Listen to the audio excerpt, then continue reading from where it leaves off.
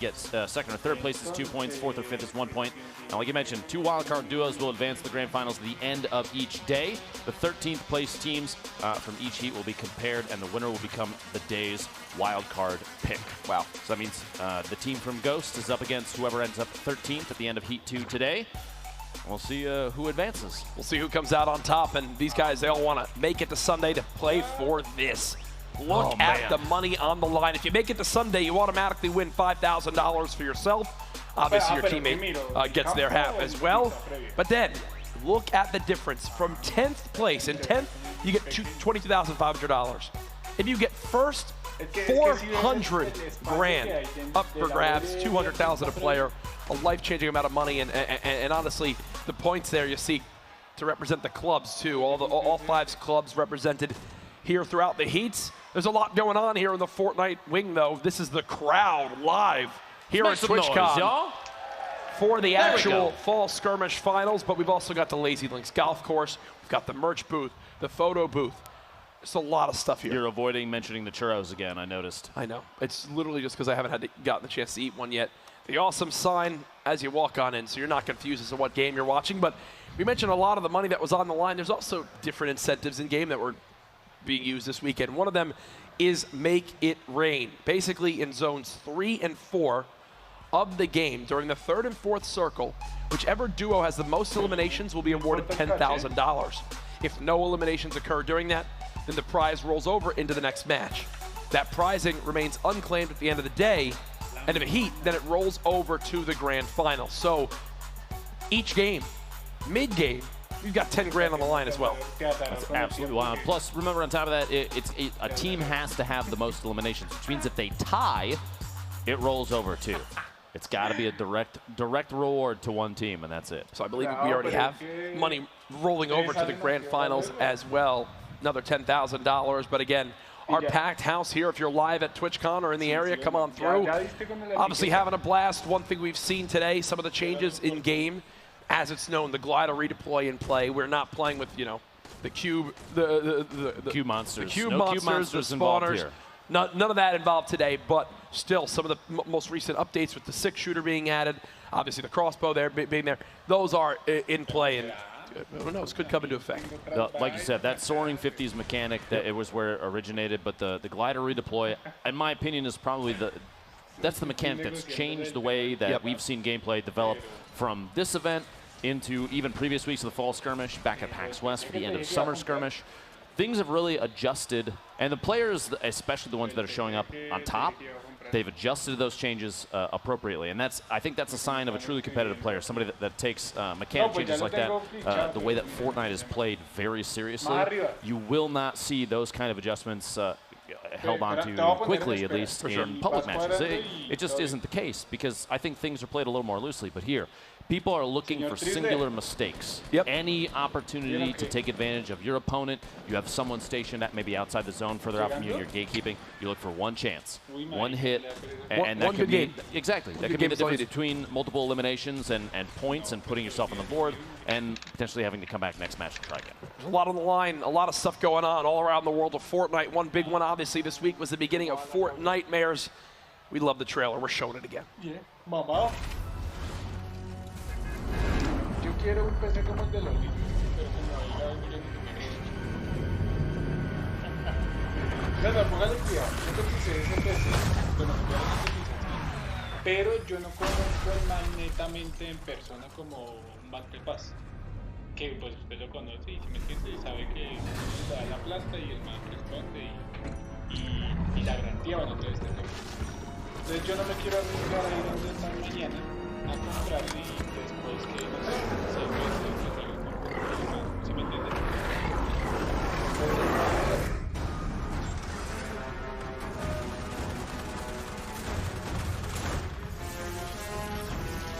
No, o sea, por eso mismo lo llamo a preguntarle, güey.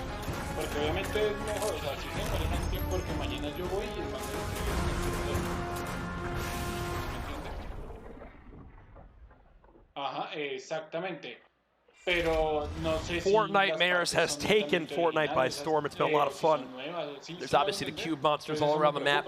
got to survive not only against them, but the enemies as well to make it to that ever-coveted Victory Royale. And, you know, you also have Deadfire, too, the first progressive skin in Fortnite history. 3 different tiers you can go through as the game goes on, as you fight off enemies and do damage. It's cool to see. Be sure to pick it up if you can. With that being said, though, it's time to begin the processes of getting into Heat 2. It's what we're here for now. And, man, you mentioned the stacked lobby. It's time to see who is participating now. Absolutely. Even someone that's going to catch me up. I'm trying to keep up, and wow, here they are. Break it down for us. So you've got you have multiple professional organizations represented here too. A team from CLG. We've seen Wilds play in previous Fall Skirmish weeks and do really well. You have a ton of names across the board. Karos and Animal from Sentinel put on an excellent show in previous weeks. Always really high eliminations, very aggressive gameplay. Vape Jesus and Big Brain Pain.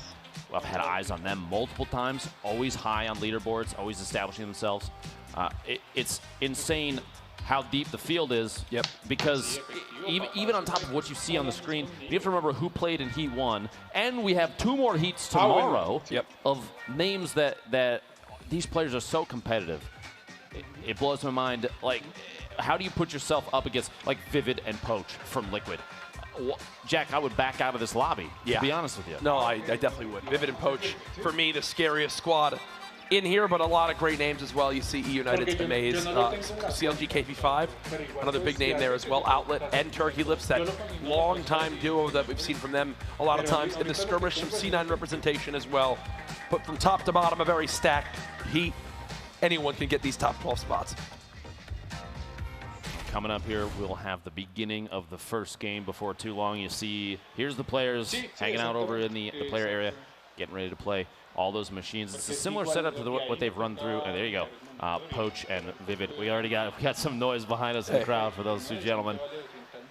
A fan favorite, to say the least. But these players are playing on similar setups to what they were on at PAX. I think that's the idea going forward, is so that they know they can anticipate what they're going to play on. They know ahead of time, and so the environment doesn't really change. Nope, for sure. And these guys are locked in. Some have more experience than others. It's kind of interesting to see now, as we've had a few of these kind of recognize that LAN events. Turkey Lips on the right, absolutely. Awesome dude. Real cool guy if you haven't got the chance to meet or watch him yet. But either way, Game 1 should be getting underway here again. To remind everybody at home, 4 matches played in this Heat. The top 12 in the total points will wind up moving on to Sunday's grand final. The 13th place team will be considered a wild card and will wind up being compared to the Ghost team we saw in Heat 1, who is the wild card, and then 1 team will move on to Sunday's final. It's a lot to get out. It's a lot of information on that. There's a lot there. But we'll try and repeat it so everybody holds on to all that over the course of time, so you remember. Folks, though, ladies and gentlemen, we are live from TwitchCon. The battle bus, it's taken off. Here we go. It is time for game number 1 of Heat 2. Who will move on through to the grand finals and compete for that coveted title of Fall Skirmish Grand Champions? It's time to get it started and look at the beautiful Fortnite map. Lupo, last Heat, the favorites were TFUE and Cloaksy. They did it. They came out on top. The favorites for me in this one, Poach and Vivid. Will they do the same? I'm on the same page, to be quite honest. We've seen really impressive performances from them in the past. It would blow my mind if we didn't see a repeat of that here today. If you're here at TwitchCon in San Jose, please make some noise for the beginning of Heat 2, Game 1. Let's see where people are dropping. We got Top Gun and Lassus down there. A couple bopping into Salty Springs. Pretty clear spread, although we'll say it's surprising to me to see Tilted completely unpossessed. Nobody went Tilted. 0. And these people, they're looking down on everybody else jumping out of the bus. They see where people are going. I've never seen that before. I don't think I've ever seen Tilted completely uncontested. I wonder who's going to be the first to find that out. The island is completely empty as well. Pleasant Park completely empty. Junk. Nobody's trying Everyone's played. This is a very passive lobby compared to last one. This is going to be a very early aggressive gameplay from some people, though. We have multiple locations. POIs out of the gate have 3 or more teams at them. Nobody, just farming up everything in sight. Trying to get those materials up as we get things started.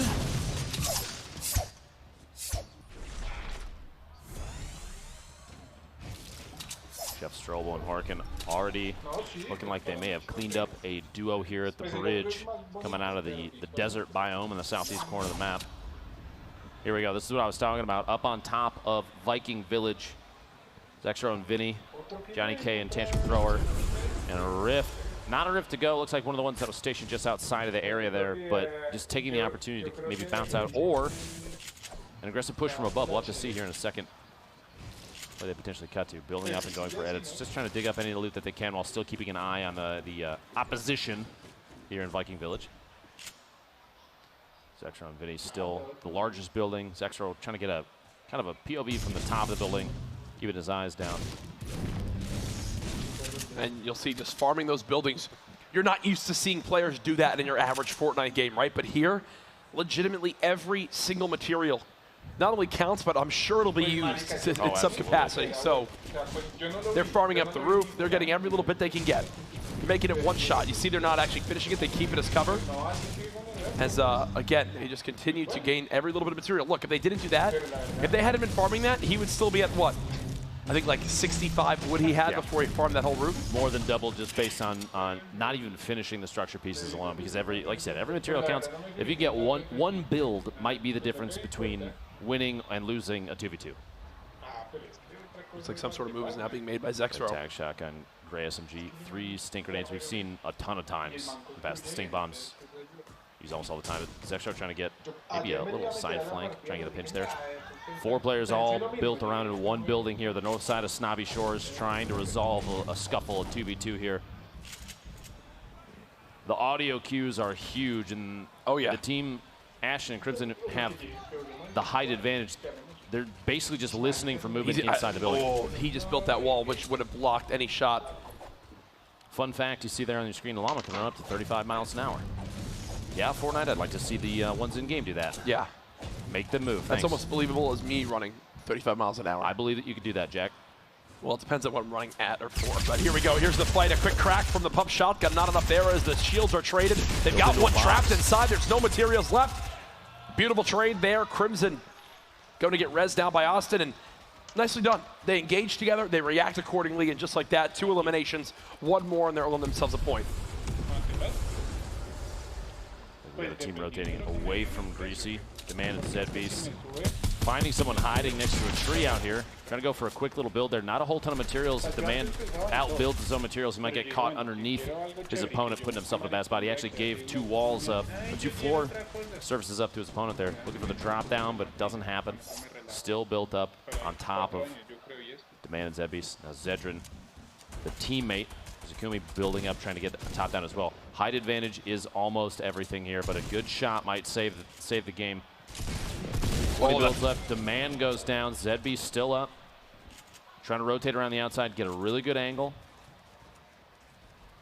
Still a ton of build left. 13 build material surfaces left from Zedbeast. Shots from his opponent underneath, just kind of knocking down what he has. This early spraying out a build, super important, because your opponent, unless they got like an early llama, you can get a materials advantage. They're pretty weak though. He can do this.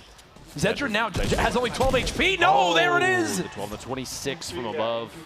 Zedbeast, the 1 versus 2 there in the final moments, and he'll be rewarded with, well, look at this. The epic assault rifle, the epic sniper rifle, and he can get the res, and they have time to run as well. I mean, yes, the zone's pushing on in, but they'll be able to make it out alive. See Crispy looking for his teammate Wish from CLG, rotating somewhere out there in the southwest past. Looks like they're going to hug the edge past Greasy and just try and rotate into the zone.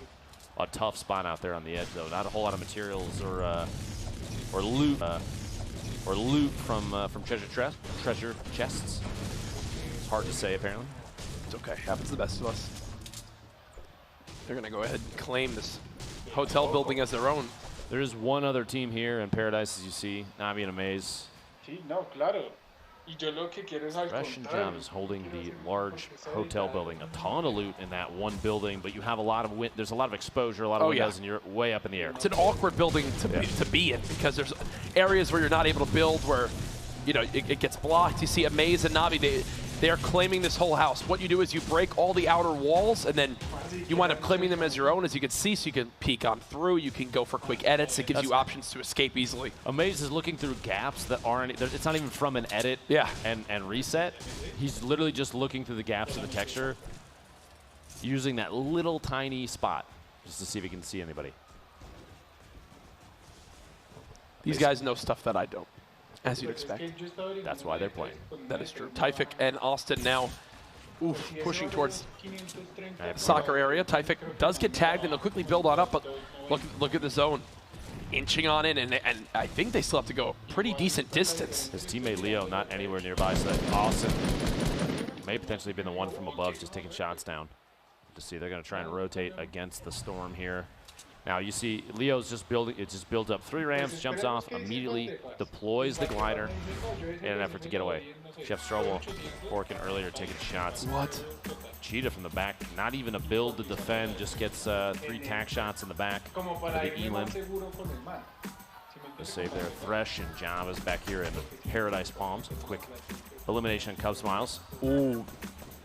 Legendary compact SMG, always a fantastic pickup. A little bit better of an inventory than maybe Typhek's, as you can see. As they've got to reach shifty shafts, it will definitely take a good amount of damage, but look at how many people are still building in the zone. I don't know if you noticed. Oh, this is brilliant. They're going to use the opponent's ramp to just continue to fly in. And I don't know if you saw that. Leo dropped 3 bandages on the ramp. Yep. Just slide him down to his teammate as they both push up the ramp. There are still 90 people left. Are you kidding me? 90 people in the game. The first zone is closed, and there are still 90 players left. Only That's 5. how passive. I mean, think, no one landed Tilted. No one landed Leaky Lake. No one landed Pleasant. 3 major POIs with 0 players. Everyone else went to the outskirts. They're playing extremely passive. Maybe they all just are just out here trying to outbuild each other. We have KB5 and Crunch. Crunch gets knocked. Psalms is knocked as well. It's a 1v1 situation. KP resetting his elevation as Crunch gets eliminated there. Trying to fly back up. KB5 looks like he secures the 1v1. Zilly and Dr. David on top of this island, and they actually set up here very early before this new zone pushed up. But look at this. They are right on the edge of the zone on a very popular side. Look at how many teams. 1, 2, 3, 4, 5, 6, 7, 8, 9, 10, 11, 12, 13, 14 teams look like they're going to rotate right past that island where the 2 yellow markers are. They have a great opportunity to just farm people pushing out of the zone. And you have to remember, too, if they get to 7 eliminations, every single one after that is an additional point. So they might be in the best position of any team. And materials right now, they're not great, but they're not scarce by any means. 3-1-0 is a decent position to be in mid-game. There's Poach and Vivid, as well as Shatang and Salt. Farming up everything they can. There's the format to remind everybody at home. Again, get involved in the conversation. Hashtag Fall Skirmish. Send us your predictions. Who you think is going to come out on top this weekend in this heat. Anything. Want to hear your thoughts. And this is another perfect example of just people being content with just making it on in towards the zone. In the feed, Austin and Crimson go down to Vinny. Pair Pair of eliminations there, but just barely closer to another point. And that edit and peek through the pyramid, oh man. It's only slightly good. Only slightly, only slightly. Only a few competitive players do that. Yeah. Poach's material is definitely much stronger than that of some of the other players we've seen. I mean, 5, 7, 3, as they would say. Just reading out the first digit in the number. So he'll drop a shield for Vivid because Vivid, I think, got tagged. And you think Poach and Vivid, 2 of the winningest Fortnite players in prize money of all time. Jack, there's still 84 left. Yeah. Oh, no, the second zone's about to close with 84 players. I'm gonna sound like an auctioneer when I start to cast the action. Yeah. And in this corner. And do I see 3? 3, 3, 3. You had 3 eliminations. Vivid. Imperial Hal and Frex building their little home. Poach and Vivid doing some home renovations as well. You see Shatang and Salt on the opposite side of Fatal. As, again, with this many people left, it's... Here's a replay of the only set of eliminations that have happened in the last 5 minutes. A lot of top-down shots there. Wow. Vinny lasering Austin Crimson. Jump back over to Vinny and Zexro, who are moving into the zone. That's 2 eliminations here. No materials. 84 left. 84 left. I've never seen a Fortnite game like this in my life. Look, I guarantee you if Vinny is able to build up next to this other team, knowing that they're in there and they know he's outside, if he didn't take those shots, he could have just built up and stayed there, and they might not have even engaged. Yep. Vinny's going for it, the SMG spray to bring down any structure, just trying to eat through all the materials possible. Yep. Oh, they got shield tag in there. Uh-oh. That means it's time to make it rain territory right now, folks. Meaning we are in the third zone. Between this third and fourth zone, they got away. They got away. Whoever winds up getting the most eliminations wins $10,000. There's still 84 left, Jack.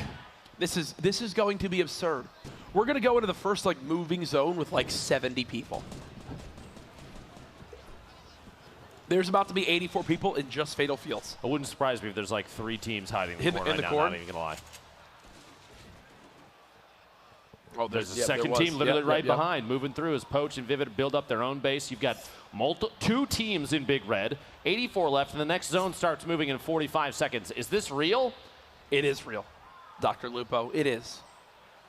As everyone's claiming buildings, everyone's got their towers, some nades coming on in. Forkin and Chef Strobel making to quickly build on up. A knock there in the feed. There you go. A number of eliminations happening now. Here we go, 82. 26 seconds till the circle moves. 4 minutes and 20 seconds until the Make It Rain bonus ends. You have to remember the team with the most eliminations during Make It Rain bonus win $10,000. But if it's a tie, or if no one, and obviously we've seen eliminations, if it's a tie between 2 teams, it rolls over to the next round of the heat. And if it makes it to the end of the heat, whatever's left there in the Make It Rain bonus goes on to the grand finals on Sunday. Vivid and Poach getting forced to do a little bit of repositioning with that stink bomb. 82 left, and the next circle starts to move. Jack, I don't think I've ever seen this many players still alive. I've never seen this many still up. We are 15 minutes in the game. There's 82 people. Here we go. There's at least one elim. Handful of knockdowns and elims happening now. We go down to Wilds, who secures that elim and gets the follow-up on Amaze. Wilds securing 2 elims there. Well done. 79 left. Look at this. They built an entirely new city in Fatal. This is unreal. Horkin now, 1 hunting rifle shot, wants to put it to good use. How many players are simultaneously peeking through pyramids right now, Jack? Thoughts? I'd guess 52. Is that fair? Honestly, probably. 3 minutes left on the Make It Rain bonus. You have teams, multiple teams literally 10, 15 feet from each other, not moving. Zill and Harrians, oh gosh. They're tagged up quite a bit. They do have a rift to go though.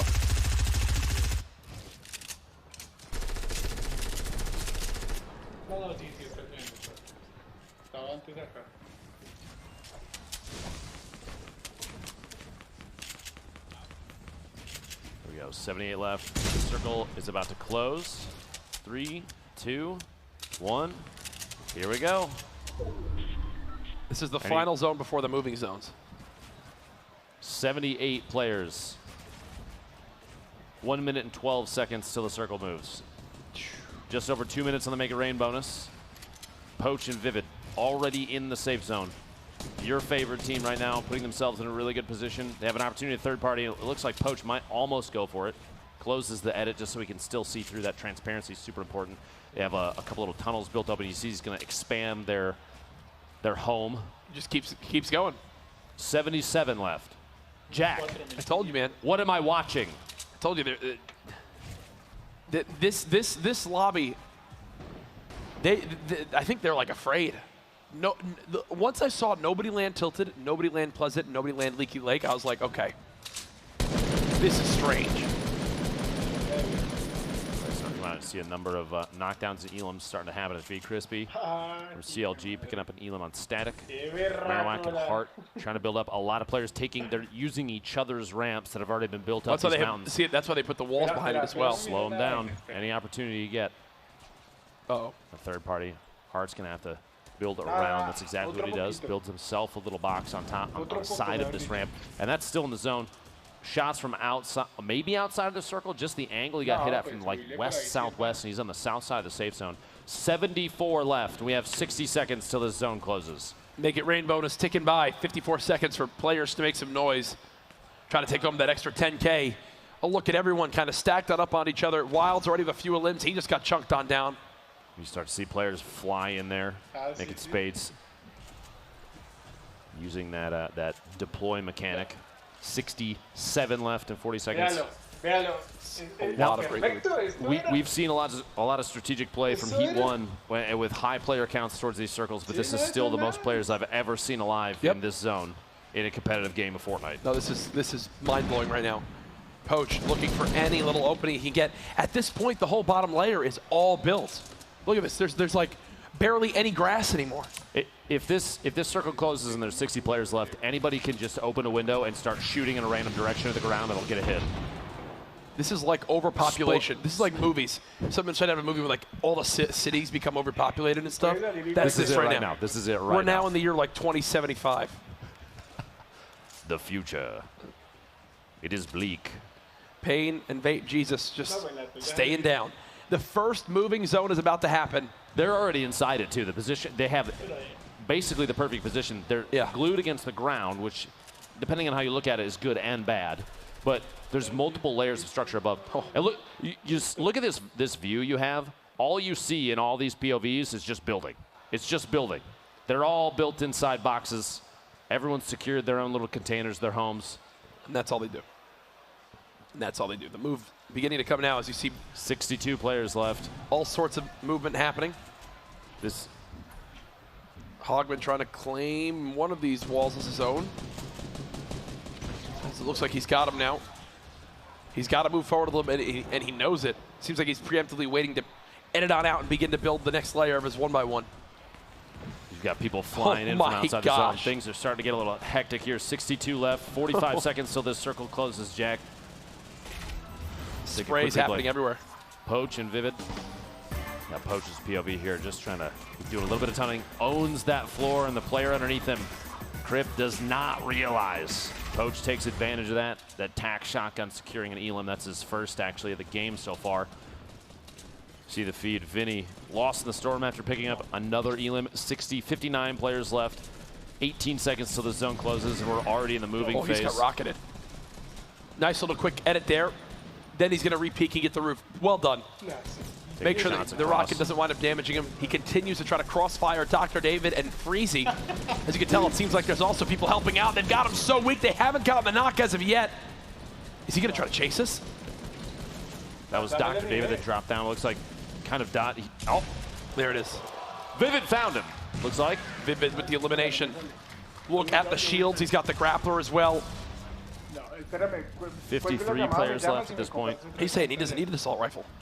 All he wants is... Everyone's so on top of each other, it seems like it'd be a waste of an equipment slot. This is going to be the nutty one. Folks, there are 53 people, and we are about to go on a sprint to this next zone. You got some players already moving out, Jack. Look at this perspective. Everyone moving. That grappler coming in It's like a Congo line at a wedding. I still don't fully understand what I'm seeing. I can't believe there's 49 players left. We're in the second moving zone, and like you said, it is quite a distance to travel here. Enigma and Fuzzy starting to make their move across. You have teams on top of each other that might not even realize it, just focusing on moving. No one wants to risk taking shots if they don't have to. 45 players left. The feed going absolutely wild. Vivid securing another one, which means they have at least 3 elims now, which is a point for the boys from Liquid.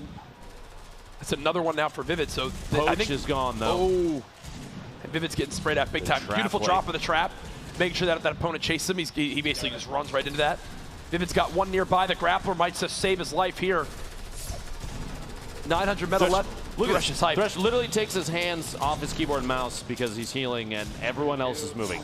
We just went from just under 50 to 22. Yep, that's how fast it drops. People getting knocked by the storm, lost in the storm. Tendons, J-Truth, Vape Jesus, all taken out by the storm. 19 players left. Hogman up top. He's got a teammate up there as well. You see Kevy making a move. Build battle now coming into play. Hogman and chop it down. Ham the high ground at the moment. You've got to think they're the favorites right now. As Vivid just continually trying to move towards this new zone. Quick edit there. Oh, I thought he had that one.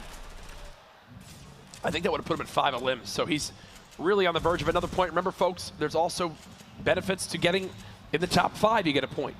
You get in the top 3, you get 2 points. You win the game, you get a full 3 points for the victory royale. And Vivid's just going. He's slowly inching forward. He's got to go one more layer, and he knows it. It looks like that'll be it, and he's in. He's safe for the moment. If you watch the material count in some of these players, like that push from Vivid ate through probably 1,000 materials because every single box was 5 builds or more. Yep.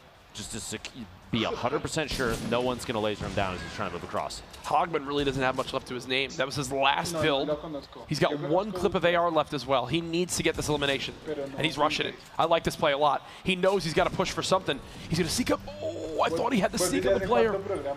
Wall spam coming in. Hogman cannot build. There's no way he can break on in there. He's just got to reset. He's still just barely outside the zone, so where he is right now isn't safe. He's still going to have to move inside. Because of the lack of materials, drops in, single. Ooh, the Elim on Animal. The swap there, SMG to shotgun. Vivid's still in this. He's quite healthy. There goes Kevy. Vivid's got to get in the zone. He's going for the high ground. He's trying to make the play of the game right now, folks. Will it pay off? No, he just blocked himself. He's got to go. He's got to go. The zone doesn't drop him. Guess the on Kevy, that should be 5, I believe. He's got the campfire down. He's trying to move on in. The Storm closing, 7 players left. He's not going to win any sort of heal battle. He's continuing to move forward. 14 seconds left now on the Storm. You see Hogman staying in the middle. Vivid down to just 28 HP. Is he going to break down? Will he drop? 6 players left. He wants these points. Vivid, 2 health. Done. His team did place 5th. Chop it down. Done. Hogman, so just get another. Done. They placed 3rd. Blood, he knows he's got it. There we go. He knows he's got it. The med kit being used, and the excitement there. Look at the relief. As it comes down to the wire, you gotta think there's some big heavy hitters still in that game, and to win the heal off at the end, free 3 points there. No better feeling. Based on the movement too, and the number of players alive with each circle, I feel like the Storm probably has the most eliminations from that game by a mile. Oh, 100%. The Storm is going to win the Make It Rain. How does that work? Can it do that? Does that just mean, wait? Is that us? That we should just get the money. I think that's us, right? Guys, go ahead and tweet Epic and just let them know that if nobody gets an elim during, if the Storm gets the most elims during Make It Rain, we just get the money. I don't think it works like that, Jack. But what an absolute! That was ridiculous. That was. I don't exactly know what I saw as far as early game eliminations. The passive, the more strategic play from these players. Just hone it. Understand that feeling and then some. But the strategic positioning from players, just waiting, biding their time. Is that Aiden and Kitty Plays? Big fan. Fortnite's. You saw the banner there. Big fan. Push bandits though, dude. Sorry. No, it's great to have so many of the creators who are now in town. I mean, this place is standing room only right now. I don't even know if that's even a thing. Now it's just like there's people on like rafters. I'm pretty sure they're hanging from the ceiling on each other's laps. Yep. Look at this. Wow, absolutely incredible. People just chilling out, enjoying TwitchCon. Day number 1 here of a long weekend we have of competition. This is just Heat 2. If you haven't seen your favorite player yet, I'm sure they'll be here tomorrow in either Heats 3 or 4. A look at the Lazy Links golf course. Can we see if this guy chokes his shot? He's gonna watch. I'll give you a tier 3 sub if he chokes it. Yep. All right. Yep. I'll take that right now, bud. Somebody, if you could give me a tier 3 sub, thanks. Hey, we love to see that, but no. Either way, what a crazy game 1. Have you guys ever seen something like that out there? 80 players that far into the game, but the biggest, I think the biggest surprise for me was 0 tilted, 0 leaky lake, 0 pleasant. Completely empty. The northwest corner unlooted tilted towers. You will just leave with 5 golds, with 5 legendary weapons. I'll take a look back here. They're one of the first eliminations in the game. Cheetah not getting a flip around in a build there fast enough. Gets caught off guard by Chef Strobel there with the tack shotgun, the great tack. 3 shots. Thresh, Javas in Paradise. A quick elim on Cub Smiles. This is Crimson and Austin we saw earlier. Vinny gets a good top-down POV on these guys. Oh, yeah. Just look at the shots there. Spraying out 62 headshot damage, man. It's quite good. Now, Poach and Vivid, we discussed just how these guys are skilled. Yes. They're arguably some of, if not the best players in the game right now. And because of the gameplay like this, we didn't actually see, oh my. I don't know if you see that headshot time. We didn't see too much aggressive gameplay from anybody early game, so I think Poach and Vivid, their moments have not happened yet. Yeah. That first game was more strategic for everybody involved. Next, I can't help but feel like the next game is going to go a little bit differently. If I'm in this heat, I'm like, what just happened in that game one? Quite surprised to say the least. Yeah, we'll have to look.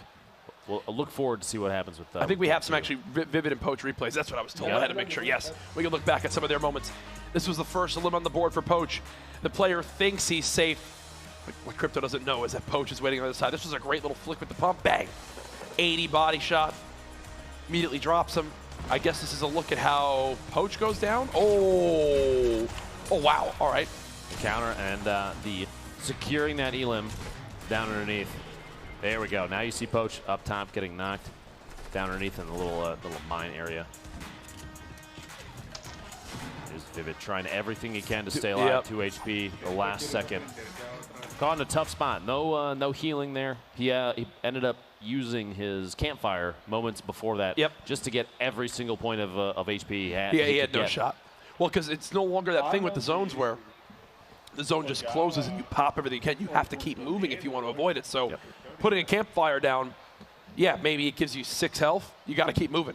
And that's what Vivid saw. You saw the hard way there, how it all wound up playing on out. But the final player who won it, they had a med kit go, and he was going to live for another, I think, minute and a half in that ending. He was sitting pretty. So we've got our game 1 out of the books. Does anyone make adjustments? Does anyone land tilted in game 2? I feel, like I said before, the players like this, competitive players, they're analyzing the drop locations from previous matches, what they saw other players doing, and maybe who they saw rotating at certain times. They're that in tune with rotation paths in this game because the map is the map, and they know where players tend to go. So somebody has to have seen that no one came out of tilted. Somebody ran through. It was like, this wasn't looted. We should land here next game. At least that's what you think. It would blow my mind if it ended up with nobody there. We'll see how it all plays out. That was just game number 1 prior to the heat kicking off. We actually caught up with one of the players, Turkey Lips, heard his thoughts on the weekend.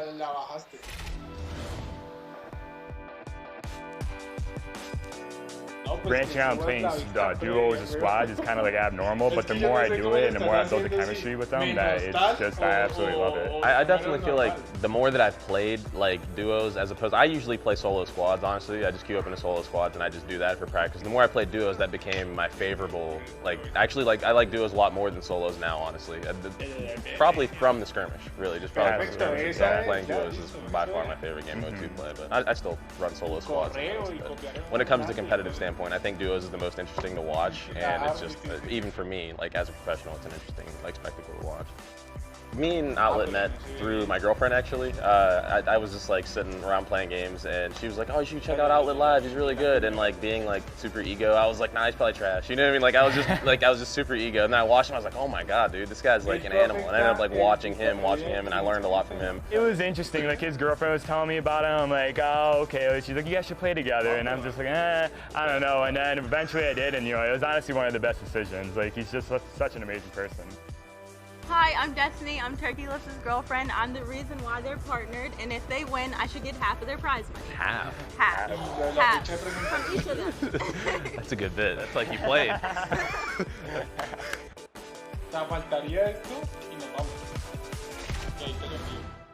I like her. She knows what she knows. Jack, I'm gonna she be knows honest, how to negotiate. She deserves a minimum of half. Yeah. Sorry, guys. That's just the way it is, man. That sums up, I think, a lot of relationships out there. But yeah, that's absolutely what it's all about. A lot of fun here at the venue. Players and people still storming on in. You see behind me, literally just people everywhere, which is absolutely awesome. We have the same type of feel back at PAX for the Summer Skirmish Finals, and then here again for the Fall Skirmish Finals. With Game 2 coming on up, we're going to have our standings here momentarily to be able to see at least where we stack up. But I'm trying to think, is there anyone that, I don't know if anyone really stood out limbs-wise. I think it's going to be maybe 3-4 points for first place. Things started to swing so quickly. Yep. At certain moments as people were rotating. And so many died to the storm. I'm going to be honest with you, I'm not even sure where a majority of the eliminations ended up. Yep. Hopefully we can get a recount of that at some point. I mean, we'll have standings eventually. But that was tough to follow for anybody. Like you said, you made the auctioneer joke of looking at the feed, just rattling off as much as you could. You weren't lying. I could have done that for sure, and it would have worked out fine. But either way, we are going to get into action here quite soon. You know, hearing exactly from them how they got into playing from Turkey Lips and Outlet. You know, that's how a lot of these guys started out off. You know, it's like, hey, let's hop in for a game together. Once you start to build that kind of duo, and that's why I'm really happy we're having a duo competition, because solos is great. But duos, again, as you're seeing, the communication, that extra level completely changes the skill gap in the game. Yes, you can build, you can shoot well, you know how to rotate. But then in duos, you also need to know how to communicate, know how to react to certain 1v2 scenarios, how to play your life, how to help your teammate play their life. There's a whole different dynamic to the game that isn't there in solos when you're only having to worry about yourself. You can pick up pieces of that from watching these guys when they stream too. If you go to their channels and you just sit and listen to the level of communication when they're playing scrimmage games, stuff like that. These competitive players have a level of comms that few people can ever achieve. Yep. And when you put them in a team situation, whether it's duos or even squads, depending on how things are going, you hear a level of detail and speed and precision with what they're telling each other that you will not get anywhere else. For sure. No, it's so true. Now, again, with Fortnite, the Fortnite Mares going on, there's a lot of ways you can earn cool things in game, which is something that I love. And there's all sorts of challenges going on right now. Obviously, we're missing it because we're here, but still, Fortnite Mares challenges, you take a look at it. You like earning exclusive in-game items? Now's a great time with the Fortnite Mares event where players can complete new challenges every week to collect items, including the Dark Engine Glider that you see right there when you finish the final set. I mean, are you kidding me? I'm going to be honest with you. If I get the chance to unlock this thing and my son sees it, I'm never going to be able to use another glider. Yeah, that is true. It does look like a race car. You're the same way. Yeah, you love trains. No, I do. I really do. Look at the level 3 of the progressive outfit. So sick. I want to see more now. What's the next progressive outfit you want to see? Oh, man. I mean, I'm going to be honest. Where's Ghoul Trooper, man? I haven't seen anybody reply to a Fortnite tweet with "Bring back Ghoul Trooper" at all yet. Surprisingly. Let's judge the crowd. Do you guys want Ghoul Trooper back in the shop? Oh, that was pretty split. I heard a lot of people saying no. That's the last OG skin they're holding on to. That's it. Jack, how am I supposed to look cool in front of my friends if I'm not the only one with Ghoul Trooper, man? What am I supposed to do? You got nothing else going for you. You're just supposed to. Then you have to actually be good at the game, I think. Oh, God. Well, it sounds like I'm retiring from Fortnite. That's the end for you. It's the skin setups that Epic has put out for Fortnite have been incredible. And like you said, this one is I feel like it's the next stage. Stuff that changes and transforms as you progress further per match, and then I mean a reset each time. It's like you have a cosmetic advancement now too. That's ridiculous. Yep. That's so cool. No, it is dope how they continue to keep it going. Just to let you guys all know at home, they're resolving one small thing with the stage as we get ready to hop into game number 2, but it shouldn't be more than just a couple brief minutes there. Again, use the hashtag Fall Skirmish to get involved in the conversation. Send your predictions. We already know TFUE and Cloaksy made it on through. We already saw that first heat go. What are your predictions for Heat 2, Heat 3, Heat 4? Look up the players online. Begin to, make some, get your friends involved. Got that guy on screen on the left side kind of checking he's adjusting his facial hair for a second. Not sure what the call was there. I don't know. Jack, how's your facial hair today? It's great, Ben. It's fantastic. Something that I can rely on to be there every day.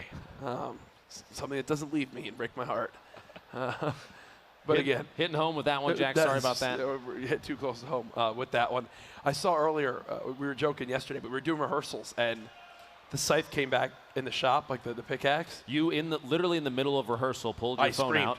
Yeah, I literally screamed, pulled my phone out. He's not joking. He freaked out. Downloaded 1.2 gigs of updates off of data.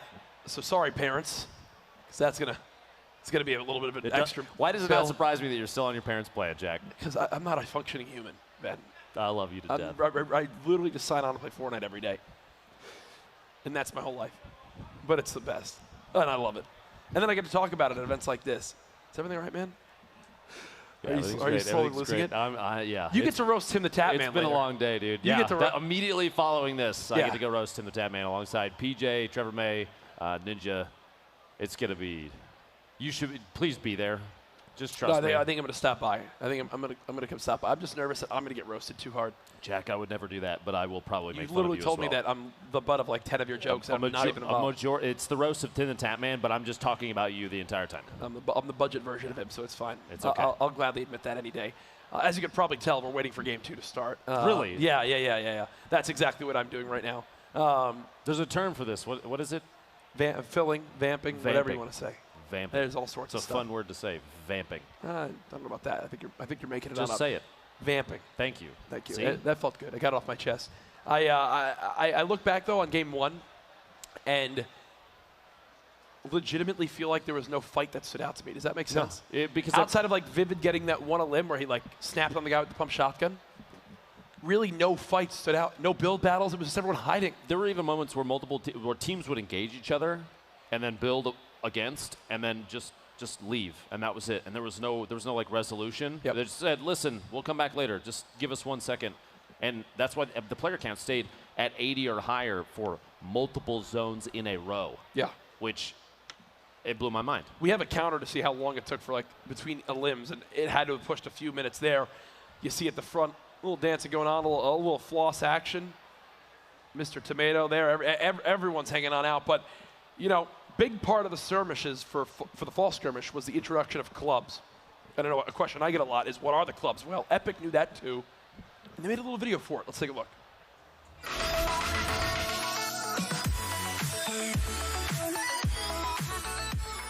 So with the fall skirmish, we introduced clubs. There's 5. You've got the Bush Bandits, the Dusty Dogs, the Rift Raiders, the Fortnites, and the Lucky Llamas. There's 100 participants for each club, 50 from North America and 50 from Europe. Now what's cool is every week we select 20 members from each club to participate in the Friday skirmishes.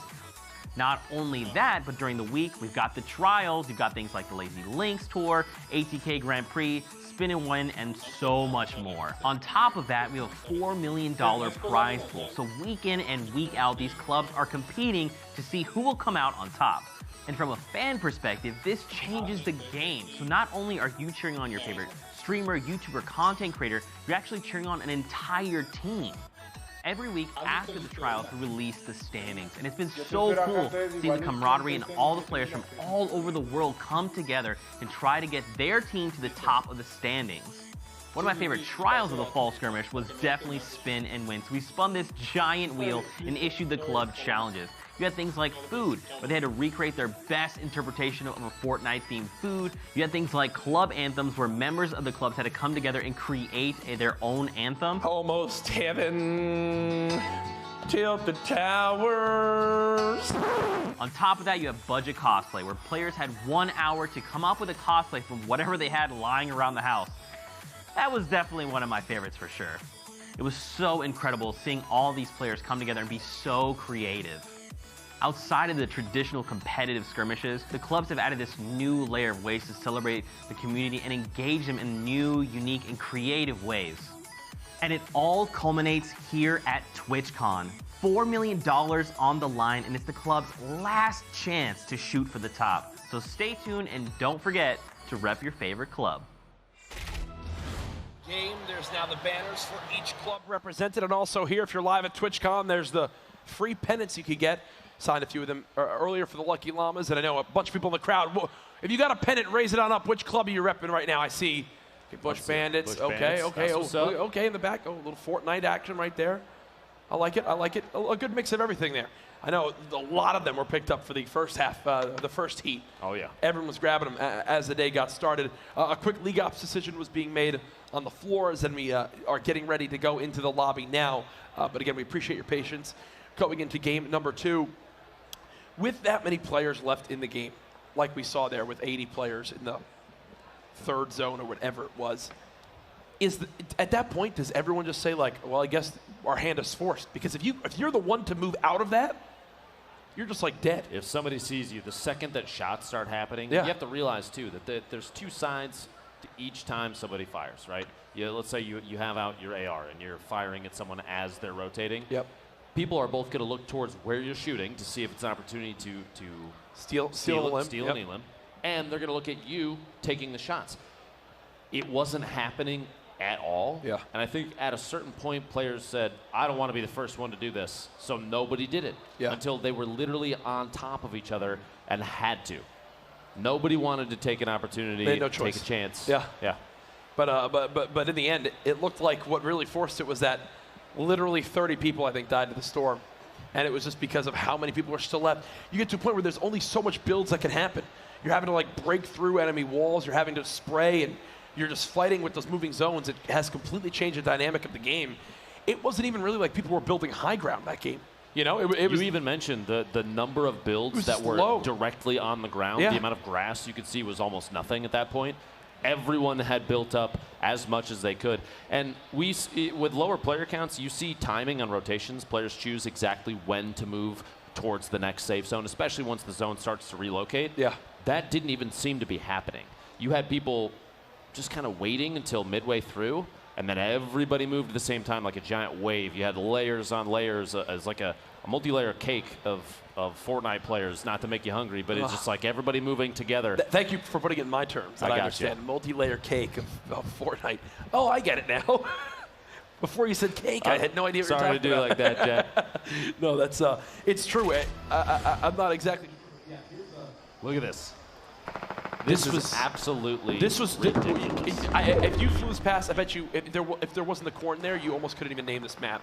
This was Fatal Fields. It was completely claimed by everyone else. It's taken over. The farmer there is heated. Very upset. He's heated. Very upset. All of his crops are gone, and now there's just a city where his fields once were. So I don't really know how that even happens. But for game 2, my hopes. More limbs early on. Maybe a little earlier, yeah. At this point, let's just make it rain $1 million. Just, Each one. How can you say no to aggressive play when that's on the line? $1 million. I mean, really. At this point, they're like, yeah, 10,000 is nice, but we can win 400,000 at the end of the weekend. No. $1 million for Make It Rain. There'll be 6 people left by the 4th zone. Keep in mind, Jack has no control over the amount of money. Right? It's very, very clear there. No, I see here. I have no control over anything in my life. The audience appears to be extremely ready for game 2, just like us. Can we please make some noise? I think we have ourselves. We have ourselves the Make It Rain winners from game number 1 for the $10,000. It is Wilds and J Truth from SSG. So they got 4 limbs during that 3rd and 4th zone, netting them to $10,000. Again, Make It Rain happening every game this weekend. 10 grand up for grabs for the most eliminations during that 3rd and 4th zone. Now, if that had not happened, or if there were a tie, carry over to the next game, and if it makes it all the way to the end of the heat, that goes forward to Sunday for the grand finals. Yeah. Can we accidentally make that the Stream Invitational? Just add that in too? Yeah. I don't think that's going to happen, but I'm with all of that. Let's make that a thing. I'm with all of that. Yeah, again, not only is the Fortnite Fall Skirmish Finals this weekend, there's also a Streamer Invitational, or the Stream Invitational, 50 creators, 50 random TwitchCon attendees. Last I heard, it was in the thousands, the people that applied for this. So out of the thousands, only 50 will play. Ticket, man. Yeah, and obviously, they can win money too. It's pretty dope. You come to TwitchCon, you think it's going to go enjoy it. Next thing you know, you get selected, you walk away with some money no matter what. It's pretty cool. Good time to me. Yeah, that absolutely works. Our players getting all set, locked on in. I see on my screen we are in the lobby. All 100 players are here. We should be starting up here any second. As the referees and admins looking on, making sure everyone's good. If you're watching from home, if you're here at TwitchCon, San Jose Convention Center, we appreciate you sticking with us while we get through. Dude, it's hot. And getting in the. It is warm. I don't know if it's because there's so many great-looking people here in the venue. Most likely. Me being best. You know, whatever gets you through the night, Jack. Whatever puts you to sleep at night. Yep. Sure. I love that on this map we can see where the llamas are. Another one in a unique area. I don't want to say it yet and spoil it for the viewers, but don't spoiler alert, Jack. I don't want to be that guy, as they are all over the place. But it's awesome to see how the spectator client and all this stuff keeps building. What do you want to see added next to Fortnite? What does Fortnite need? They're already starting up the events. We have a list of events, an in-game tournament system. So far, I enjoy it.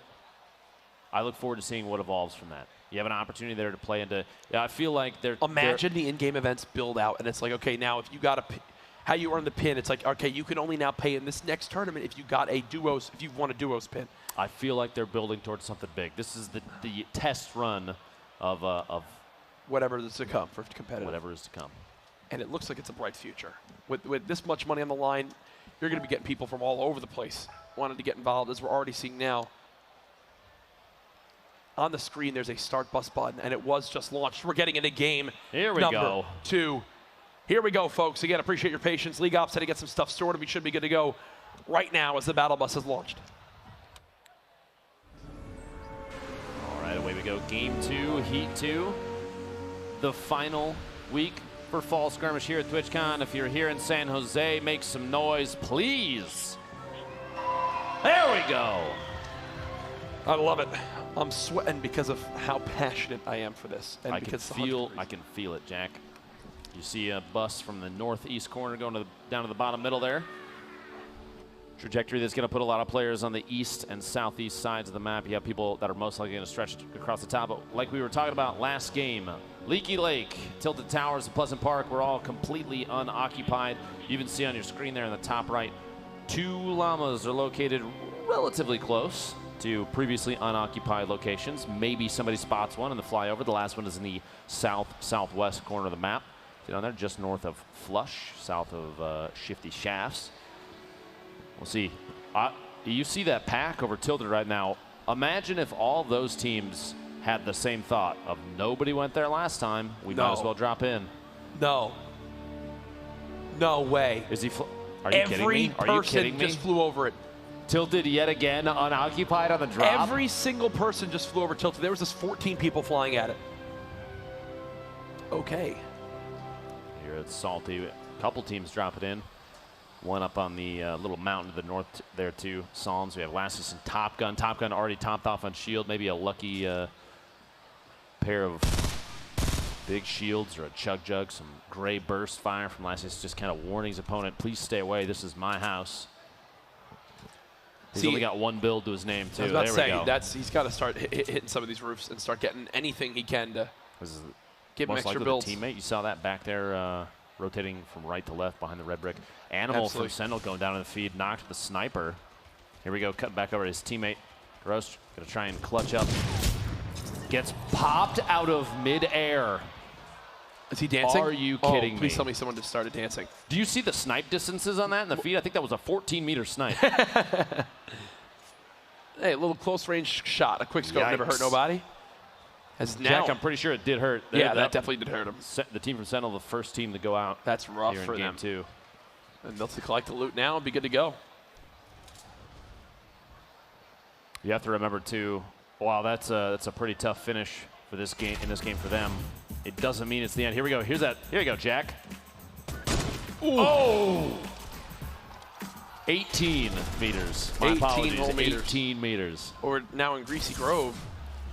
Very, very hot landing, it appears. Zakumi and Zedrin bouncing around in a little bit of an awkward fight. Nice shot on the demand. First knock, second one. 14-29. Got him. There we go. Zed Beast down, 2 quick elims. Going to be picking up a pair of eliminations there, but they're not the only team there. See, what's so funny is like Just Moon and Shadow in the background. Like, I'm surprised they're not going right at this. They had to have heard the gunfire. Now it's an opportunity to push in. Psalms, 1 HP and a dream out there, just taking long-range shots of that heavy snipe. Farico trying to do right by his teammate Dark Ops. He got eliminated. There we go. And there they go. The quick elimination comes on in. Back on over now. To Jezelus. What a name, Low Ground Pump Bot. Love it.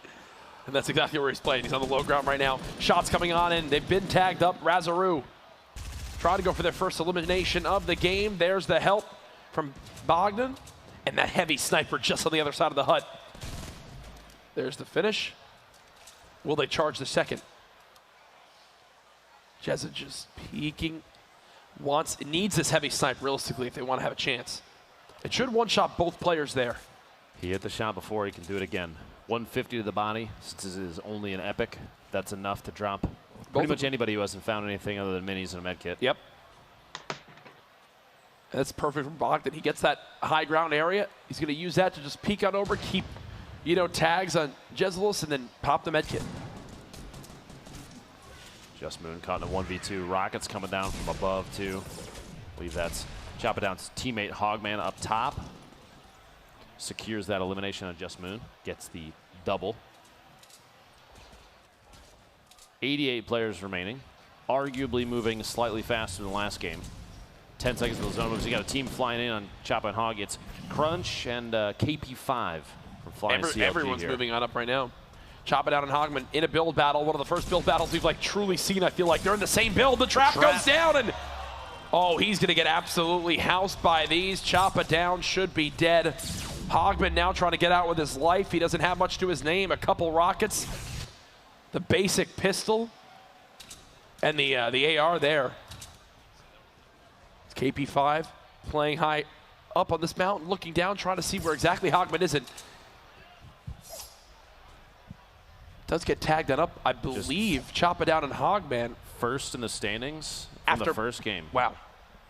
They had 4 points That's in the what I first thought. game. I knew there was no like 5 or 6. There was no way with how it all broke down. With the elims and positioning, yep. You know, the ranking, that's not a bad spot for them. Not at all. Tough to get caught against KP5 and Crunch, 2 excellent players we've seen multiple times in previous skirmishes. It's like a battle for the high ground. Man, Still just here. hanging out a little bit. Had to make some distance there. Lost his teammate, but still in it. Chop It Down and went for it. I'll give him that. That was an example of like just, and I feel that that's like a double-edged sword, right? Like now I feel like he doesn't do that again the rest of this day. There, and see on the left side of your screen the map here. A lot of players still. Yeah, Paradise still has a team at it. You have a team in the northeast corner, even past Risky. Team in Whaling. That Whalingwood's bunker with the rift spawn They'll there? use that rift as a It's guarantee. so good. So they're going to farm up there, wait to the last second, hit that, and fly all the way in. They can get basically 2 Tomato Temple or just past it. And they'll skip the rest of the way in, remain safe. They're lucky too. They don't know it, but there's nobody that's there that's going to gatekeep, with the exception of maybe the team leaving Risky Reels right now.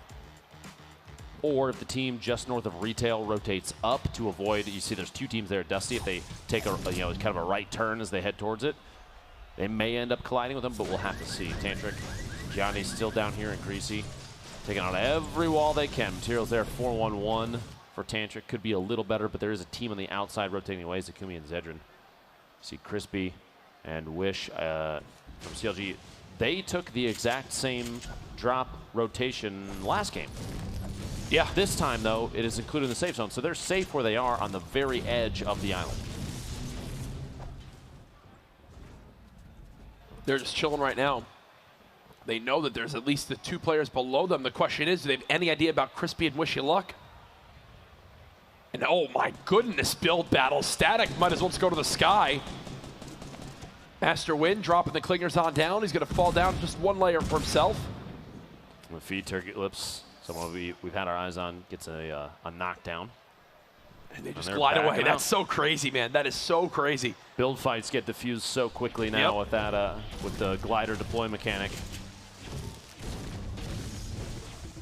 One of the big mechanics people used to get out of those fights was where you'd look over the edge and double wall down and then ramp to not take any fall damage and kind of repeat that over and over. Now it's like, nope, see ya, just flies away. 81 left, just like last game. Barely any damage done. This one, though, where we talked about the 3 areas that were neglected last game, which was Pleasant Park, Leaky Lake, and Tilted Towers. The zone for this game forcing the hand of everyone to show some love to those points of the map. The only 3 POIs in play will soon be Tilted, Leaky Lake, and Pleasant Park. An interesting change. We do still have 81 players left alive. Fun fact, Fortnite's Battle Royale mode was only in development for roughly 2 months. Did you know that? I had no idea. I had no idea. I like these little fun facts. Let's keep going. They have been in this standoff. Almost the entire game. For literally the entire game. They're just knocking out and replacing, knocking out and replacing. Now 80 players left, 44 seconds till the zone starts to move. So Kimi getting tapped out of 44 shield. Someone from the east side had a line of sight on him. Try to rotate away, put the building between him and whoever it was that shot him. Now, there's still the team inside underneath, which means this could be a third team coming in from the east side, moving out of Shifty. Just have to wait and see. Here you go. Johnny K and Tantric have rotated out of the bottom. Looks like they walked out the front door. Uncontested. Just said, nope, we got to go. See ya. Well, Zedrin has a epic scoped assault rifle, so that thing can tag from range. Obviously, so pinpoint accurate. In the hands of some of these top players, they really don't miss if they get an opportunity. You know they're hitting at least one little bit of damage tag. Now you're probably thinking, Zakumi and Zedrin, where are you guys going? Because that's what I'm thinking.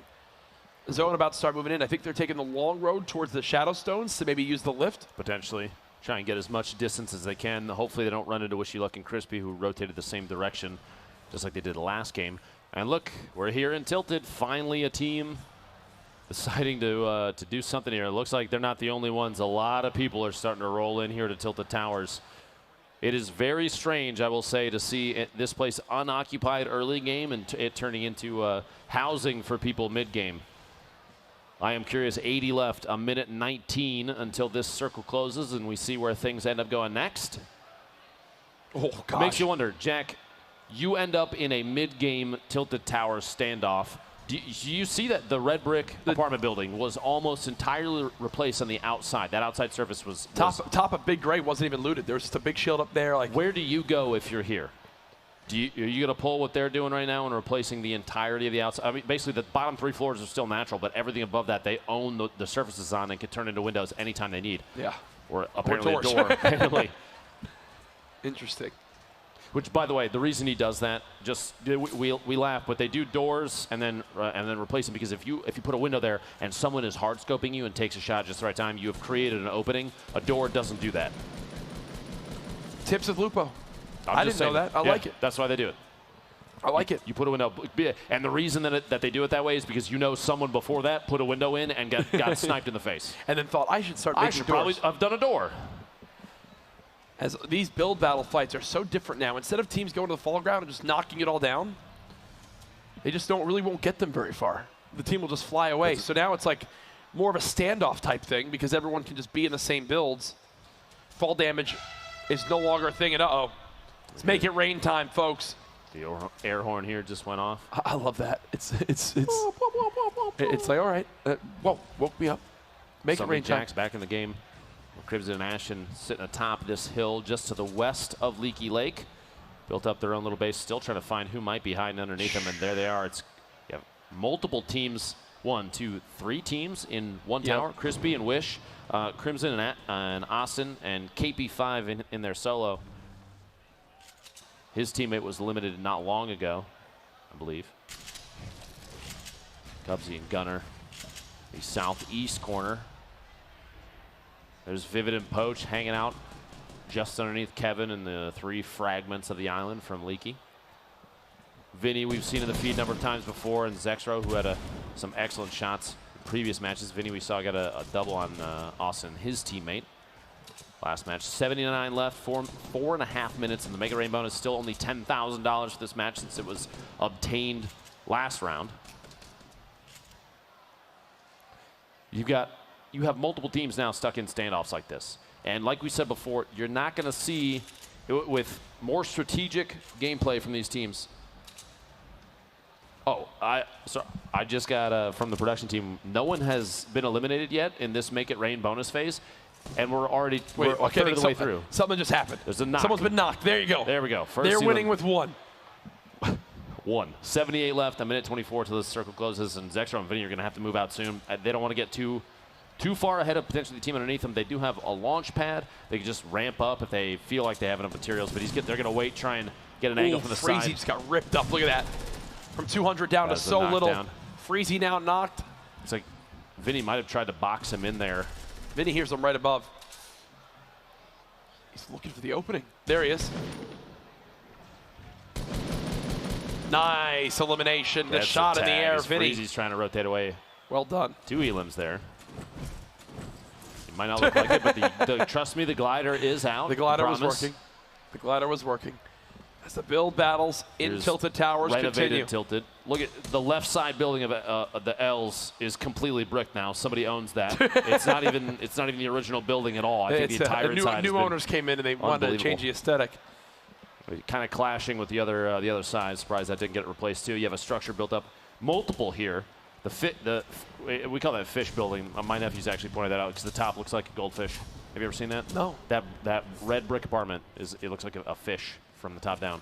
Take a look next time you see it. I'll keep my eye out. You have a number of structures there built up on the northeast side of Tilted. 75 players left. Please tell me. Repeat of match 1. Please tell me this is going to end at Leaky Lake. Completely exposed water. Wait, what's the zone? Oh my! Well, Jack, gosh. It looks like you got your wish. It's actually the going next to Leaky circle Lake. is almost entirely centered over water. But you have to remember they have floating islands up top with the cube as well. Do you expect rush to see that right now? Yeah, I think you just rush that right now. You also have an opportunity from above. You can tap fire on Kevin and see if he'll zap people as they're rotating through. Dude, if I'm getting the island and I'm just shooting Kevin the whole time, you get credit for those too. Imagine, I see you, zap. That's literally all it is. Are Poach and Vivid going to go up top early? Doesn't appear so right now. They might be in one of the best spots to make that rotation because they're forced to move out. They're built up right next to Thresh and Javas here too. Poach and Vivid. See a number of teams still just on the edge of the river there. Top center of your screen. Turkey Lips and his teammate. Outlet. Poach and Vivid waiting. 20 seconds left, a minute and a half. The make it rain bonus, still only $10,000. But if it's a tie, rolls on to game 3 of Heat 2, will become 20,000. Still teams rotating out of Tilted. Landjack, Takata trying to get a top down on somebody underneath him. The feed down below. Chef Strobe will pick up a couple of eliminations. Heart and Salt. Little back and forth there as Heart gets eliminated. Takata and Landjack though still just waiting. Drop it, starting to drop grenades on the structure below, see if they can shake somebody out of the building. There we go, a rotation. Now's the time to take those shots. Oh my gosh, he just skated on out of there, taking damage. Those preemptive grenades, he's chucking them. Basically, Takata's trying to wait for this player underneath him to lead into the grenade that he dropped. It didn't work out. Whoever that is underneath him stopped the building and built into a 1-by-1 to just wait a moment. There are about to be 64 players on Leaky Lake. 64 players on Leaky Lake in the next few moments. Landjock at them. I'm wondering if they just dive right off this. Start flying around. They have an opportunity to. They're going to have to move from where they are right now. It is not safe. They have a lot of locations. Here we go. Do you drop on a structure or do you go straight into the lake and build up, Jack? I think they're going still with structure because they have the high ground. So them falling down just those few tiers, they still have the high ground in this area. So they're big chilling right now. 62 left. Oh my gosh, I just saw the mini-map. Look at this. It's terrifying. It's absolutely terrifying. No one wants to go in the water. So there's like 50 players on the outskirts. And the zone just moved right back to this whole pile at Tilted. This is going to be an absolute mess. Players are going to have to start rotating early if they're on the north side. But they have the opportunity. They can use the wind and just fly in. Takata actually blocks a player from dropping in on top of him right there. Just barely at the last second. Looks like he put up a floor and caught them. Do you, if you're on the island, do you take the boost? Well, it's actually out of the zone. I was going to say, do you go for the boost launch and go super high up and just float? I take it last second. But remember, and wait. You have to go to the zone for it, so you already start taking damage from the zone. Then he does 30 more damage to your health. Is it worth it to take 40 plus damage to get that extra high up lift? If you have a buffer of HP, it could be a strategic decision that puts them so high above the rest of the teams that they can wait. They just for things to play out at least a little bit. Let some movement happen. Let some people build up some locations while they rotate. Lamar. The zone is moving, folks, and it is an all-out sprint. Lamar trying to push forward. You hear the footsteps all around, the high footsteps, the low footsteps. Hogman gliding on in. Lamar gliding on in. Everyone trying to push up this hill. Oh my goodness. Other structures too. Lamar taking a little bit of fall damage there as he builds up. Everyone's kind of utilizing the same. It's all part of the same build. It's one giant mass of building. People are going to start editing windows and taking shots. Hogman there doing exactly that. Looks over to his teammate, little chuckle there.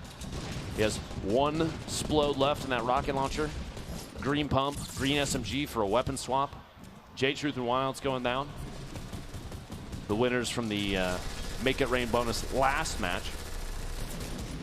Poach and Vivid, you see right in the heart of all that building.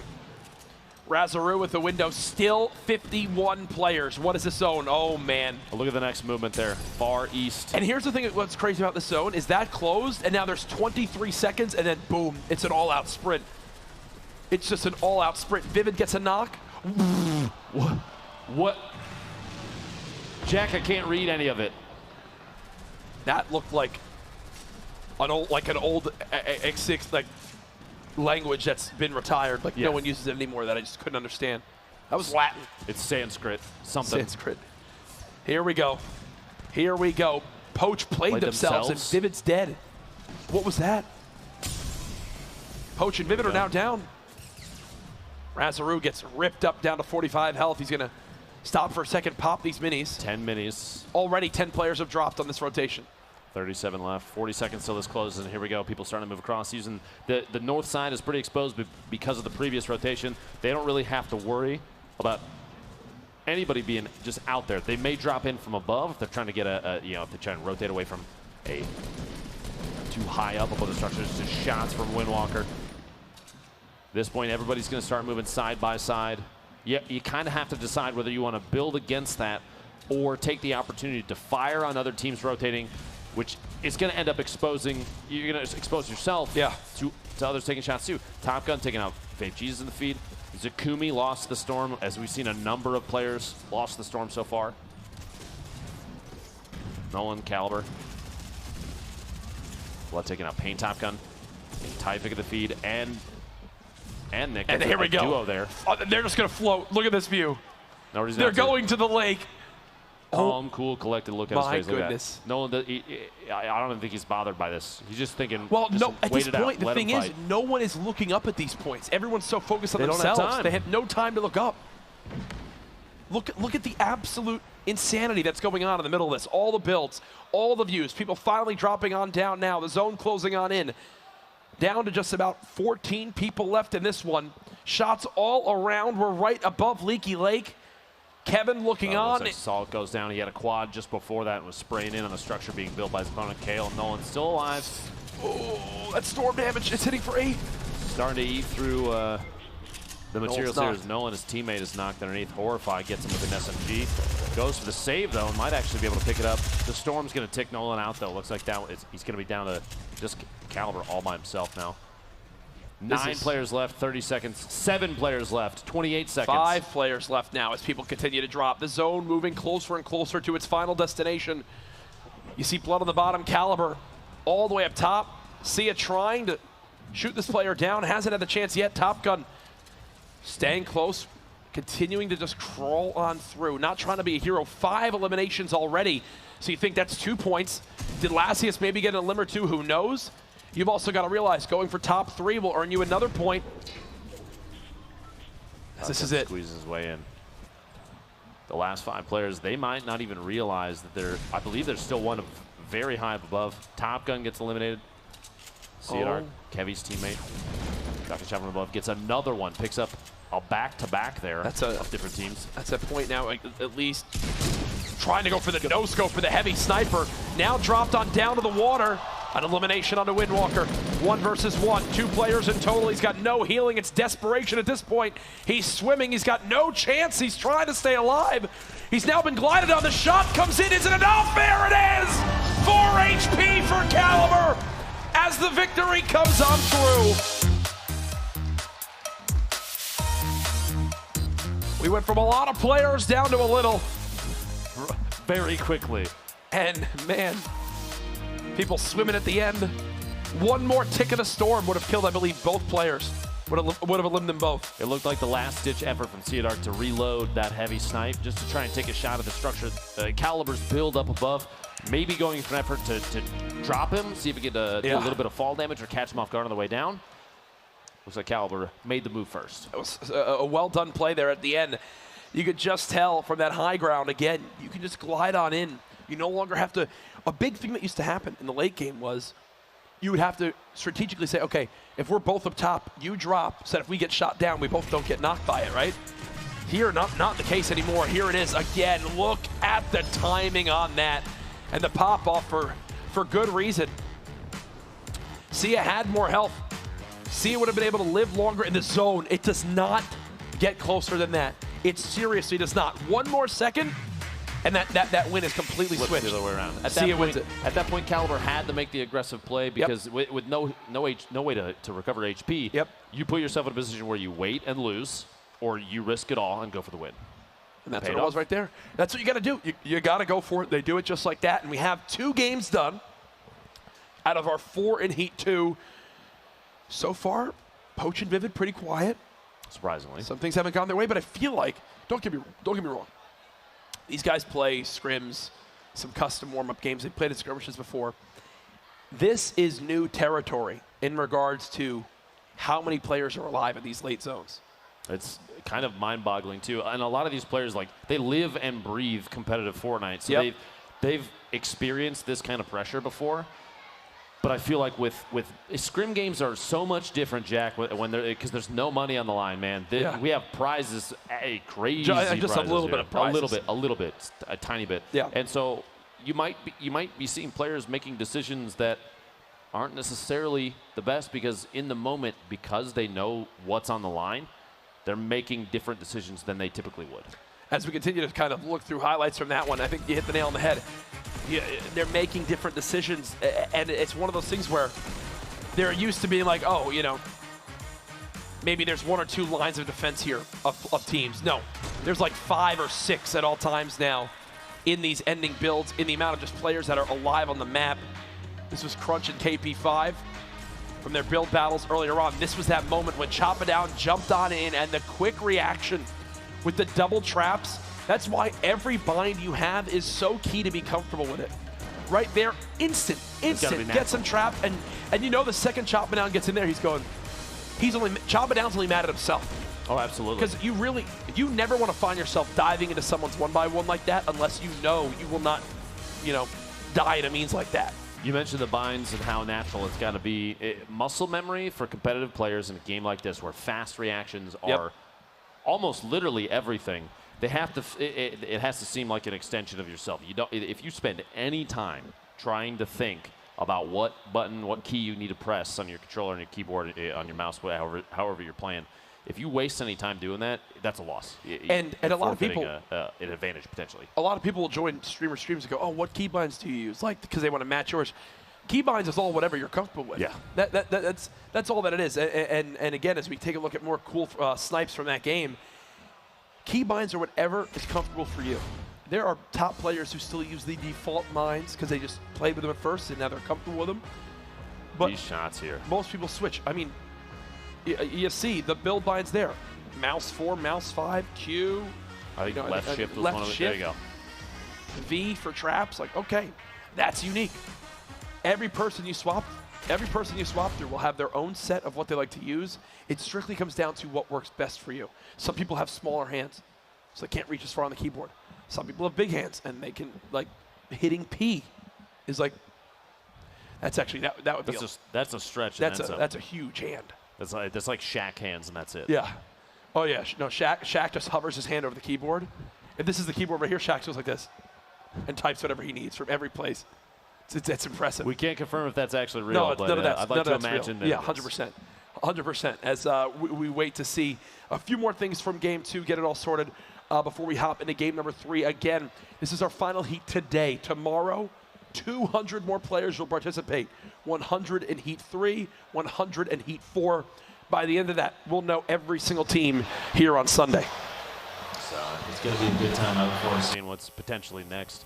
Now, while we're waiting here, Jen, if you had to adjust your play style for the first 2 games, what would you start with? Oh, gosh. I mean, I would do all sorts of stuff. I don't know what just happened. My whole audio sounds so... Do you hear that? Yeah. Okay. I was trying to think for a second, but it sounds very, very weird. First, I would go Tilted Towers. No one's dropped there yet. No one's dropped there yet. I would go Tilted Towers right away and loot the whole darn thing. You would leave there, like, filthy rich with loot.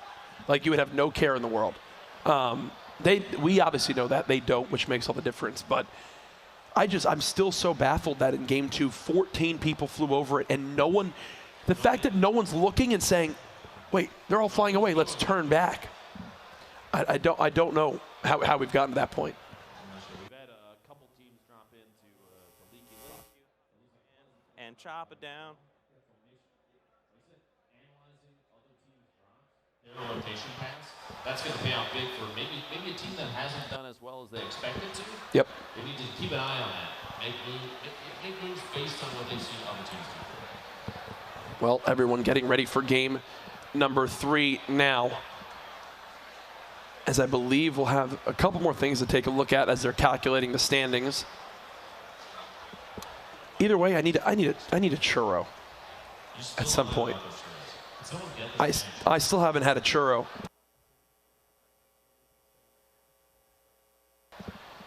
As I believe what we're just going to wind up doing is throwing it to a break for right now. Let's go ahead.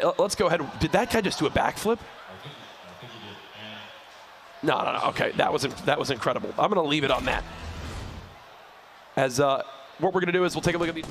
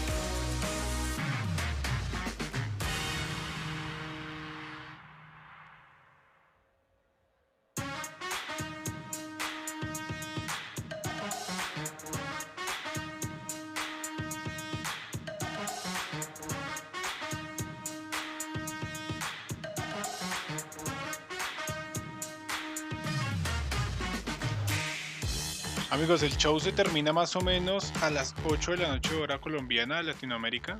Entonces para que pues sepan. Ahorita ya creo que viene el show de cerrada. Si no estoy mal. Qué bonita llama.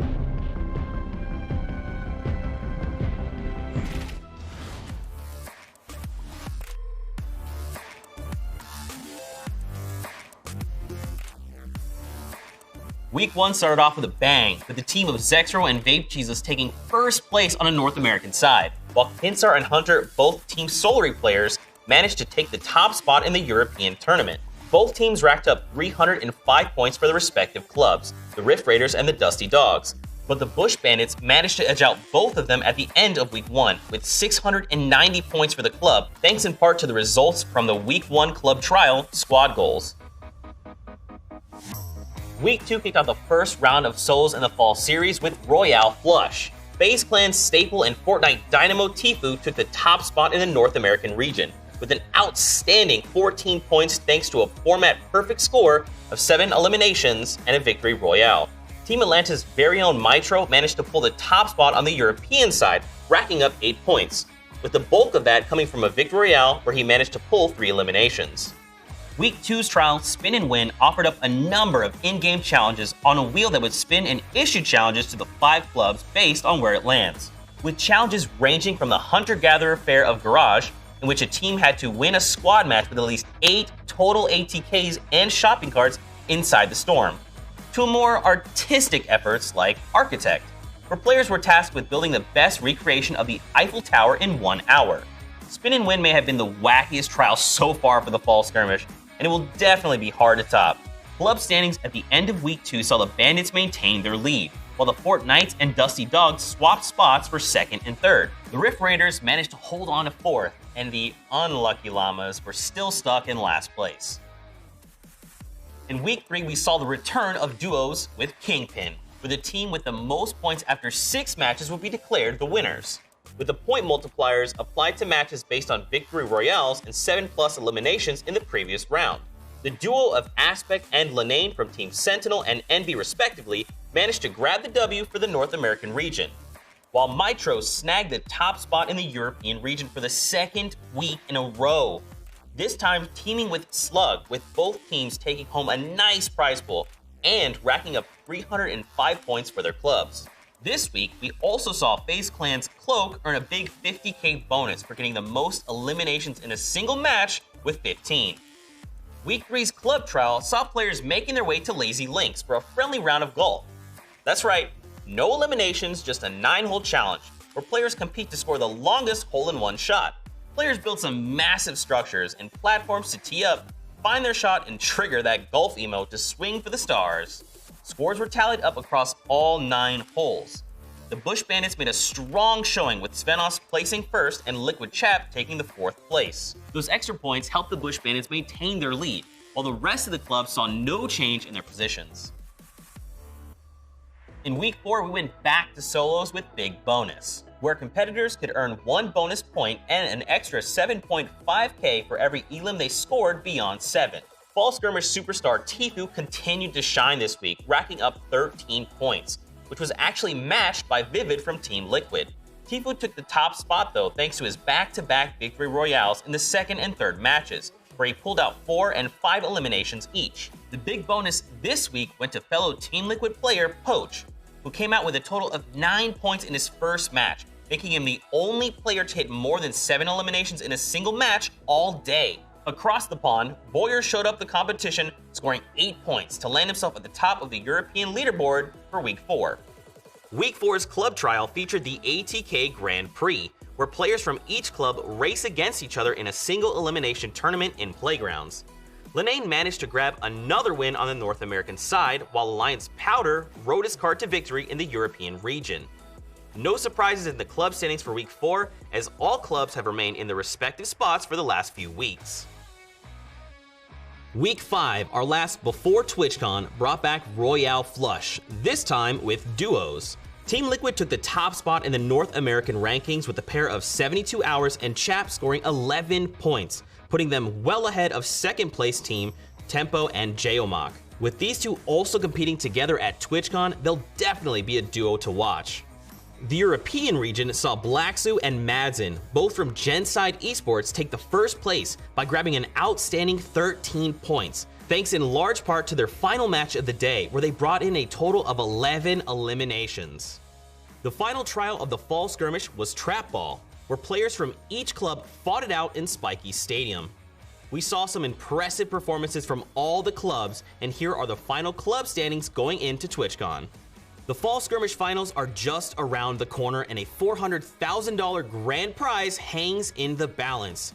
Which duo will be the next Fortnite superstars? Find out this weekend in beautiful San Jose, California. I'm Zeke, and that's it for me. I'll see you on the battle bus.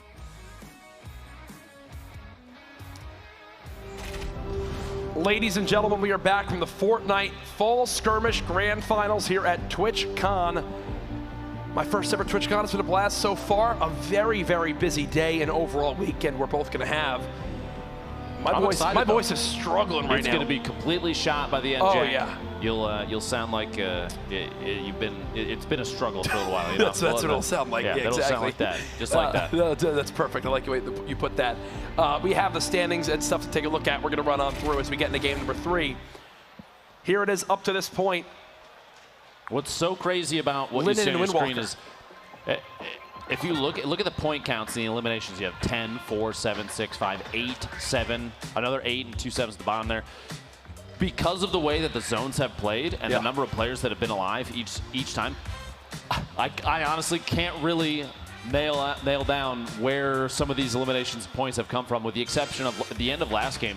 Caliber, while his teammate might have already been eliminated, plus we saw some plays from Chop It Down and Hogman, that trap play to take Chop It Down. There you go. But it's been such a it's been almost a mess of players pushing across from zone to zone. I'm curious if we're going to see something change going into game 3, or if we're going to see yet another round. And you see the wild card noted there, Takada and Landjock just on the bubble right now. We'll know, in that 13th spot by the end of today, we'll know who's going to wind up making it to Sunday through the wild card system. Who's going to? Will it be the Ghost guys getting the spot, or will it be the wild card from Heat 2? Either way, though, 2 more games to go today. A lot of Fortnite action has gone down. Seen a lot of positive comments online. I think the players are super happy with how things have been going. Obviously, how we wind up having great games here. But we have our Make It Rain winners from last game. It's Crispy and Wish. CLG. Who wound up getting it. You see there, 3 total limbs. 10 grand. They got 3 limbs in 5.5 minutes. 10 grand. Timing and position suddenly results in both of them being a prize of 5,000 apiece, which is that's crazy. Like we've said a number of times. If you're waiting for the opportunity and you see it, I think it's a bad call if you don't go for it. $10,000 is a substantial amount of money. We quickly went to use the restroom. We saw Poach on the way back, and you turned to him and he said, I want to see some big plays. And I think he turned and said to you, he's like, we're going for it. He's going for it. He's like, Viv and I are going for it. So that's the mindset that we keep talking about. There is a truth to it where players midway through, they just say, let's go. Like, it's time. It's time to start just going crazy, TFUE mentioned it as well. Once they had those wins and those points, they're like, all right, now we're going to put on a show and go for limbs. And, they wound up finishing with arguably the most limbs in Heat 1. So there's a thought process behind it. The Battle Bus about to launch game 3 of 4. Who will be our top 12 making it to Sunday? Here it goes, baby. We're watching yet again. People thanking the bus driver. It's time to get started. Halfway through Heat 2. Can we get some noise here if you're here in San Jose at TwitchCon, please? Oh, yeah. There we go. Oh, yeah. The Battle Bus taking off. I like that the Fortnitemares decoration on it, Jack. I think it's really cool. Kind of makes the top look like a mummy. Every time they've had a theme to the Battle Bus, it's been awesome. With the exception of I heard complaints about the Happy Birthday one because that song got embedded in people's heads. I loved it, just saying. It was super, super catchy. It was. Super, super catchy. I heard it in my sleep. I want you to know that. Now, we talked about Tilted. People are going there. First time thus far in Heat 2, looks like we're going to have 2 teams. One's landing down at the pawn shop. The other team splitting the north side in half, east and west. We have a pretty even spread. We have people at Leaky Lake. We have Pleasant Park occupied. Potentially so far the only spot that hasn't really been touched is just because people haven't landed there. We have teams stretching to Lucky. Risky's going to be occupied. Tomato. You have a team kind of awkwardly floating between Lazy Links and Risky, checking to see if it's a safe zone, so they're going to land at that cluster of houses to the west of Risky. Just have to see how things play out. A majority of the map with a pretty even spread, maybe some non-marked POIs at the top of the hill to the southwest of Salty, not occupied. Animal Cross landing out here, hoping I would assume to not get eliminated first like they were last game. Getting any metal they can out of this RV. Flipped kind of nose down there. Shadow and Just Moon, the hotel. Sharing space, coexisting as shots come out, and Shadow is down to 68 HP already. Not a whole lot to his name. He's got a close-up set, weapon set here. Looking for that 6-shooter headshot. Moon gets knocked. And that elimination will most likely happen relatively quickly, and there it is. Animal Crow saying, we're not going out first this time, Jack. I was going to say, remember, we're not going out first this time. Earlier, they were eliminated right off the break, and he's just staring down these two players that are inching closer and closer. Bog and are they going? We're about to have a second engagement. They could have 4 limbs instantly off the break of this one if they can survive this, but look at how weak they are. And this is the difference in play. Look at how aggressive they're getting. Try to push on forward. They don't get the knock. Animal with 1 down. It's a quick little trade.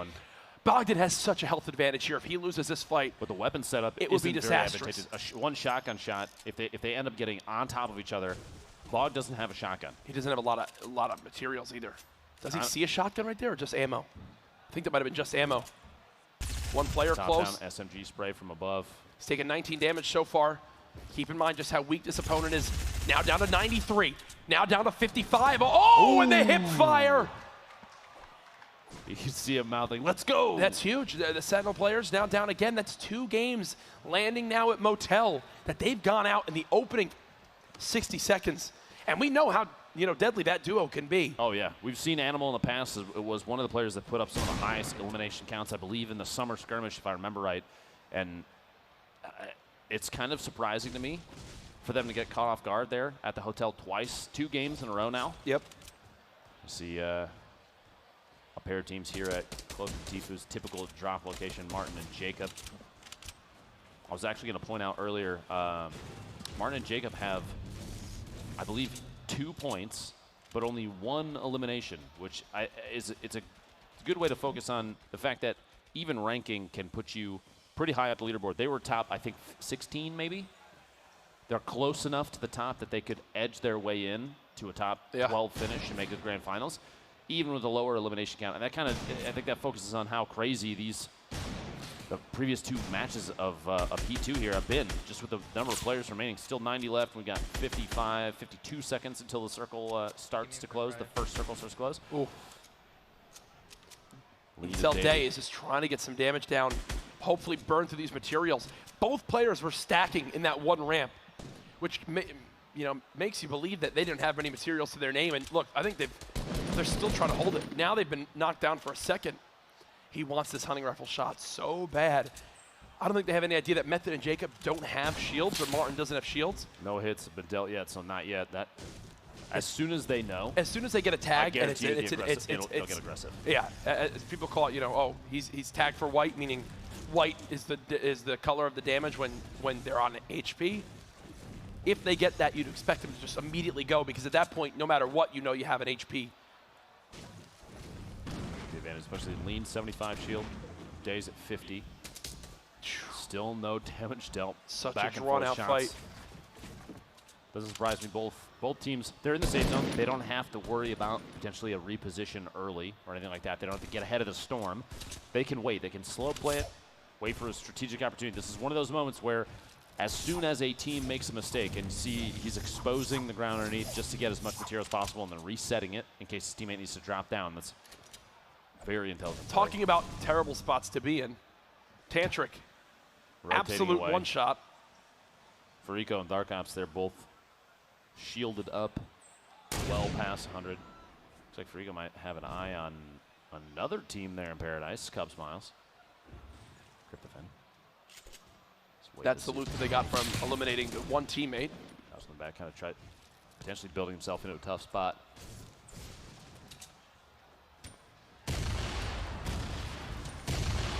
Feed Vinny and Zexro picking up a pair of elims. They've been doing really well.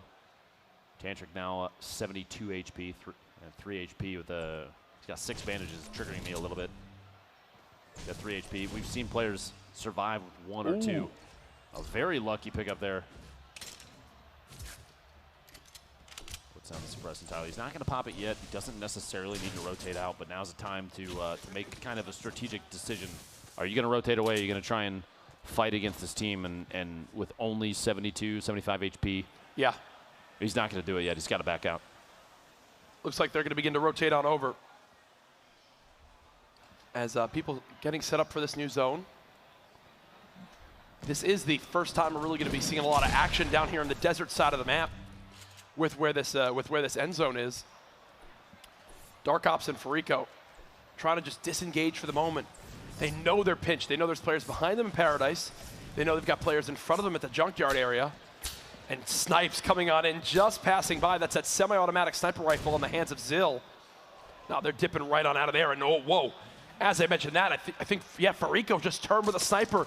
Challenged, hit him from 110 meters. They're rushing it up. Can they get the res in time? Farico and Dark Ops want this fight. Rockets getting shot out as well. There is a res, so they'll know both are back up. But still,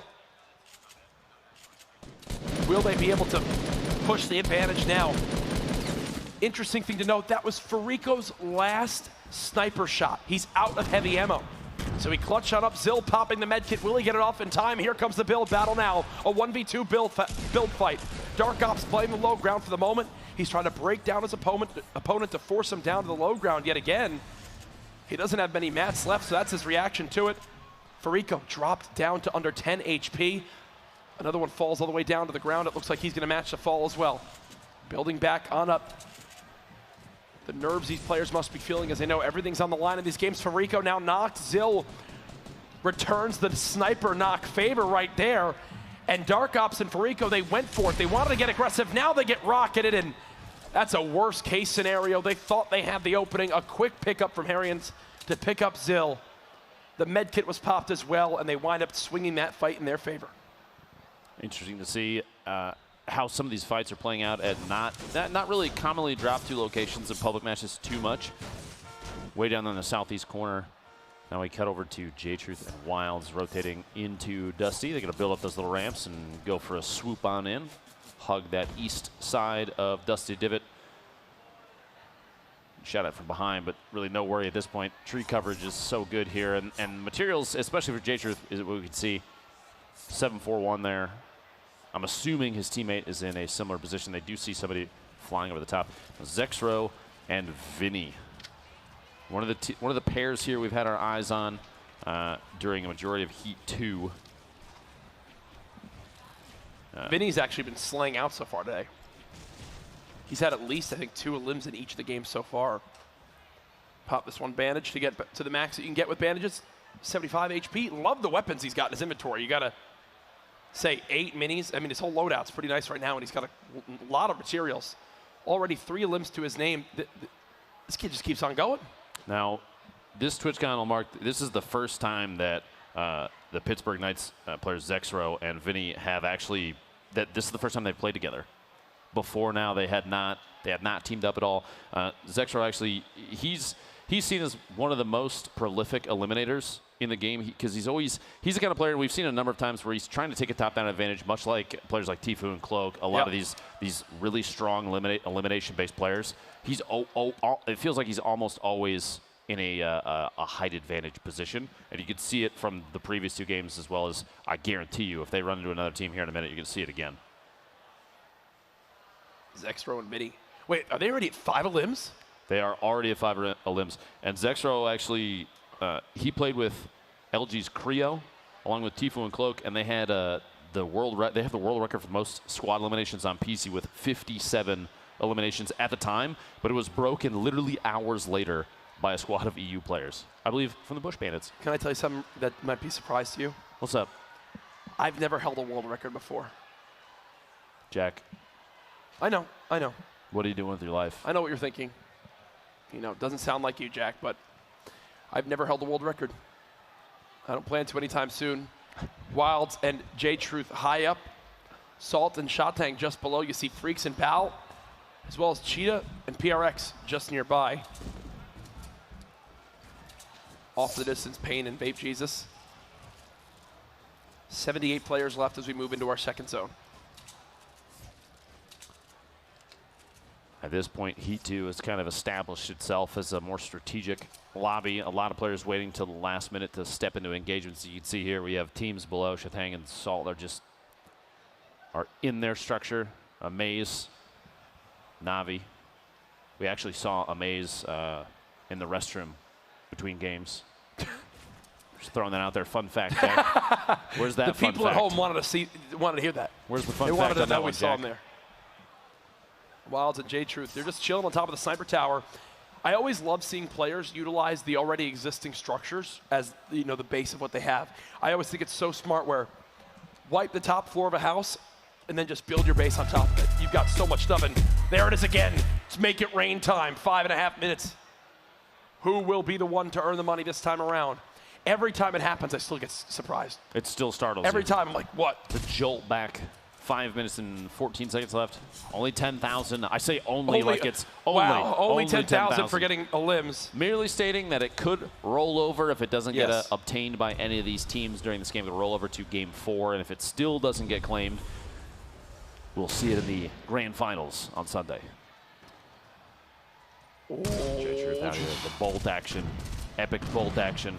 Does 110 damage to the body. Wish you luck in the feed, taking out KB5. A teammate, CLG versus CLG, feels bad. Payne eliminates Jacob. The Splode. This position here, J-Truth and Wilds have a good view of the land before them, but at some point they're going to have to make a rotation, especially because 30 seconds left. The zone is relatively distant. Oh, 110. Body shot at that distance as players are rotating. Imagine.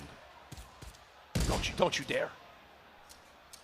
He's kind of firing off a lot of these shots. He only has 10 heavy shots left.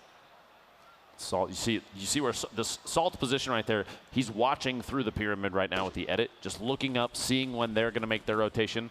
They don't want to push out too early. If they push early, they see from above. Shots are going to happen. They're going to go for tags at any elim they can get while Salt and his teammate are rotating. But if they time it and they wait until the same moment, it basically cuts the risk of getting tagged at all significantly. Zill, Harrian's just waiting here inside the zone, basically smack dab in the middle here.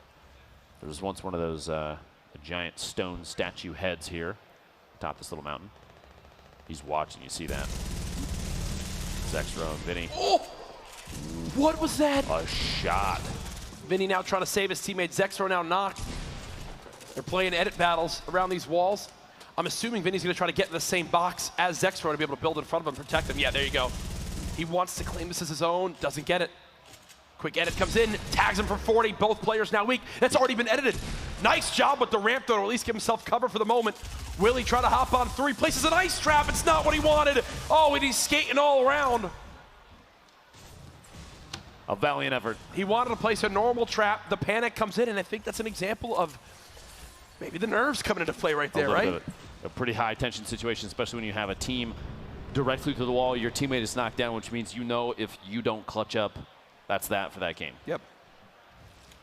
Rough times. 68 left. They already had 5 of them, though, so they got 2 points. Exactly. They can't be upset. I'd almost guarantee we see them in the grand finals on Sunday. J-Truth and Wilds here, the very edge of the zone. They're going to have to make movement relatively soon.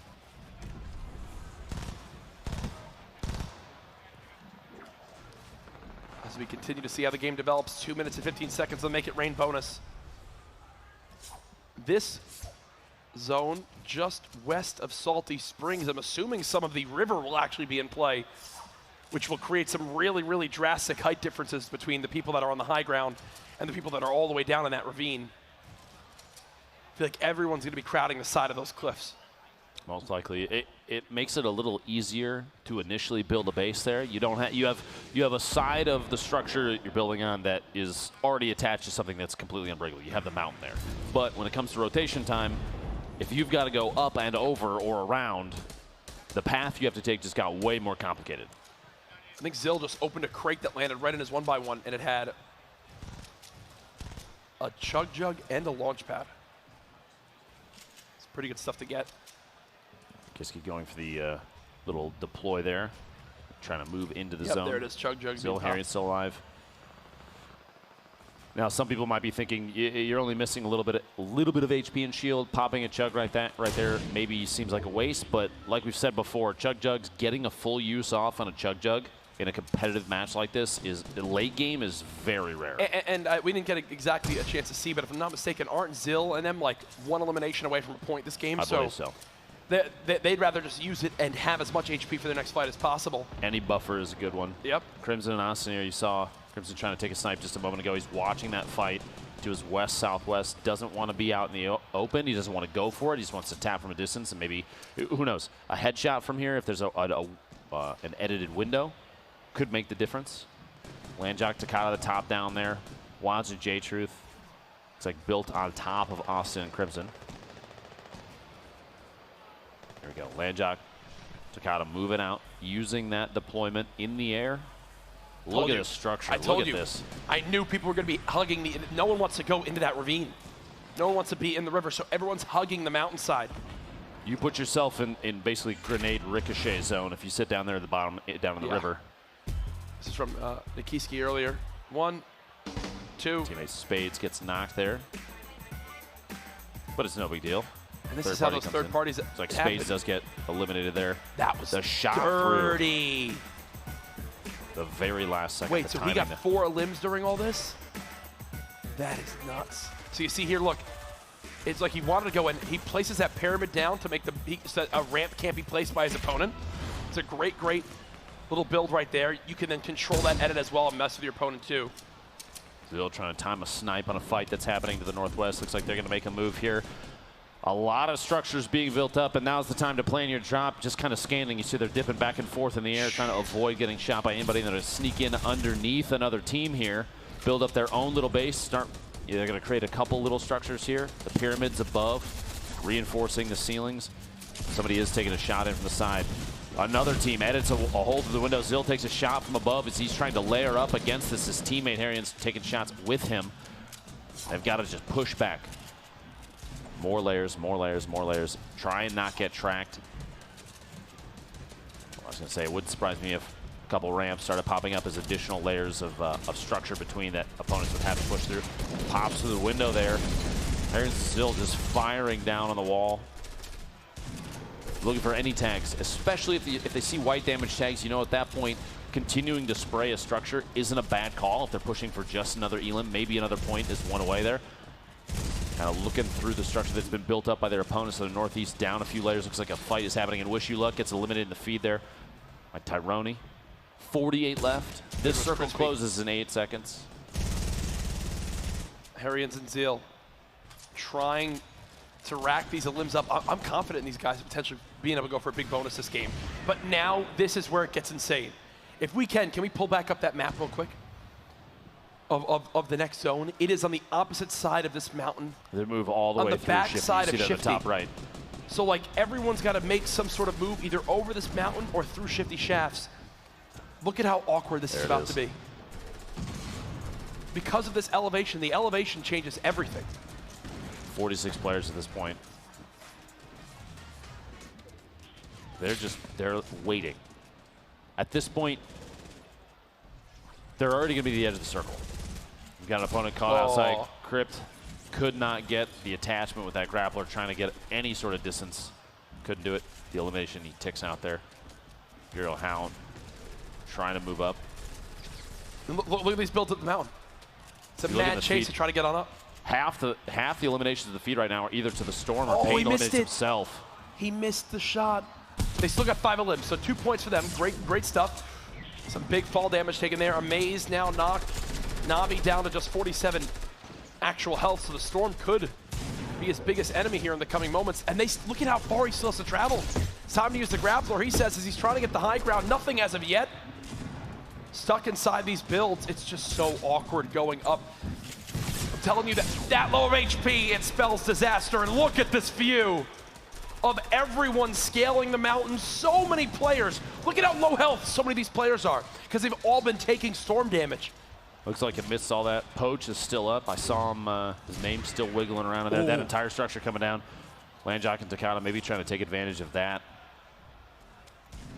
And now it goes back across. Oh. Landjock knocks himself with a rocket. Rough. Caught off guard by that pyramid directly in front of him. Clipped the edge of it. It is indeed. See, look, now Mazerwind and Static have made it above the mountain. Look at these grapplers everywhere. Everyone's just soaring through the air. This is how you get over these awkward, you know, high ground zones on these mountains. Static takes the cat out with the 15 rifle left. shot there. Static Mazerman building as high as they can. He's out of materials. He didn't realize he was trying to go for all these crazy edits. Now he's just stuck up in the sky. The low ground so stacked with players. Everyone tagged, everyone weak. Mazer and Static seem to have the best positioning possible. 14 players left right now, too. And you just saw for a brief moment the frustration on Poach's face. Nolan, the feed eliminating Kevy. Static, Mazerman still have this top-down view on pretty much everybody. I think they 12 have to left. fall. Yeah, they have no mats. That glider deploy mechanic coming in big right there, but super exposed. No builds basically meant he had to land in the open. And I think if he had builds right there, how easy that would have been. He would have just been farming from up top. Quick Elim comes in. 9 now left. Mazerman still with 0 limbs this game. Teammate Static, who we just saw drop. He wants to try to pop these medkits. One player just above.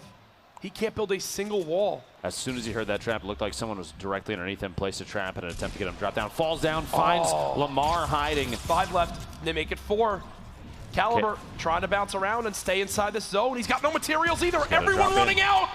He's falling down the side. One player just on his edge. I don't think they can build either. He's got no place to land. There he goes. Art's up top. 3 players remaining. The shot comes in. Tendons with the Elim. 1v1 situation here. Versus 1. Where is he? Lamar healing. He's popping healing. a medkit all the way outside the zone. Lamar's all the way in the zone healing. If he lands this and Tendons has no heals. Oh my gosh, he got the medkit. Now he's firing down. They're trying to get the shots down range. No builds can happen. He's down to 37, 29, 21, 13. No, the tree of life. As Tendons hides. And it keeps him alive with just 15 hit points. Had Lamar known that his opponent, Tendons down at the bottom, did not have any way to get HP back, all he had to do was hide. He just had to wait. The tree of life. That's now Tendons' favorite tree in all of Fortnite. Look at this. Bienvenidos todos los que están en el directo de hoy en la noche. It was his last ditch effort. He had no other option. ¿Qué tal se está viendo el directo? ¿Qué tal el audio? Cuénteme. Did he grapple to the tree? Stop. Is that what happened? Oh. Look at that. Are you kidding me? Wow. Those bullets whizzing by. One more shot. The tree was done for. I am almost certain. Look at this. Watch this last bullet just whiz past. Oh, one more round. One more round, and I think it was done for. Lamar lost the storm. The number of players going down in the storm these last second, it comes down to almost a fraction of a second to see who wins a match at this point. It's a couple times we've seen that so far today. One with TFUE earlier, another one there. Just barely staying alive as he sits behind the tree that keeps him alive and earns himself that extra point. Literally that Gatito 26, bienvenido. At some point we need to go back, Jack, and look to see exactly which tree that Go, was. ¿este es el WO de WO Colombia o WO de mierda? Esto está brutal. Talked about how they barely made it out alive in that first fight, but it was the players that came in next that caused them all the issue. Vinny and Zexro had 5 elims in the opening 5 minutes of the game, putting them at 2 points. Oh, nice shot. This was the Keys. 4 eliminations in like a 1-minute window within these builds. Hal and Frex. I actually love the zones where they've got to go up the mountains. It's just pure insanity. And there, thumbs up for darn good reason.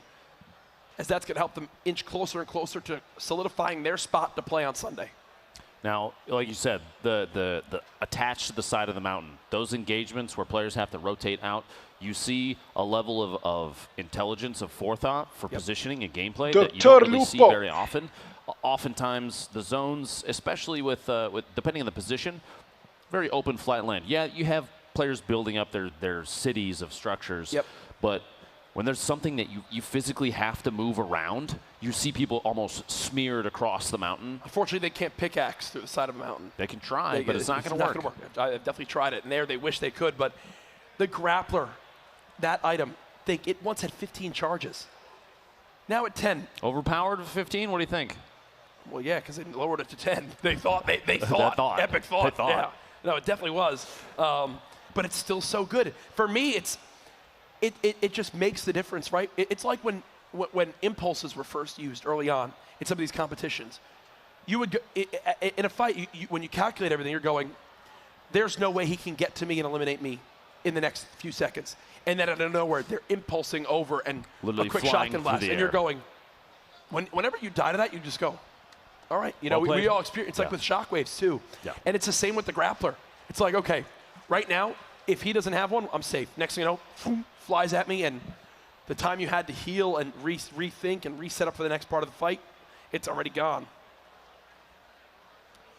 I think we have a look at one of the top plays from Vinny that game, showing off some of the technical sides of Fortnite, the little intricate details. Here it is again. And these little edits. You thought, Vinny, that ramp play was great. There he wanted the trap, but it's actually his opponent. Vinny, you did good stuff, but it's actually his opponent, Nikiski, who impresses me even more with the plays right there. With that pyramid getting placed, the amount of thought that has to go into that.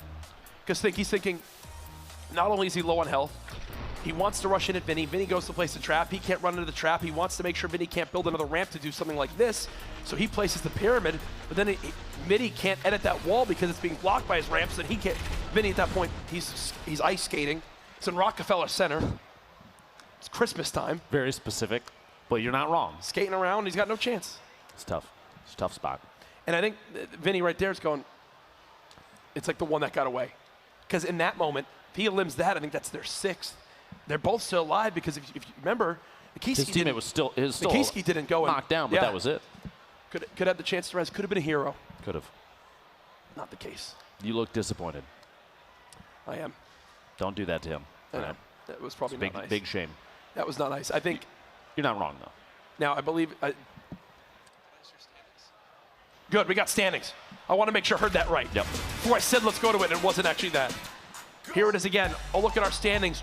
Way different point values from what we saw earlier.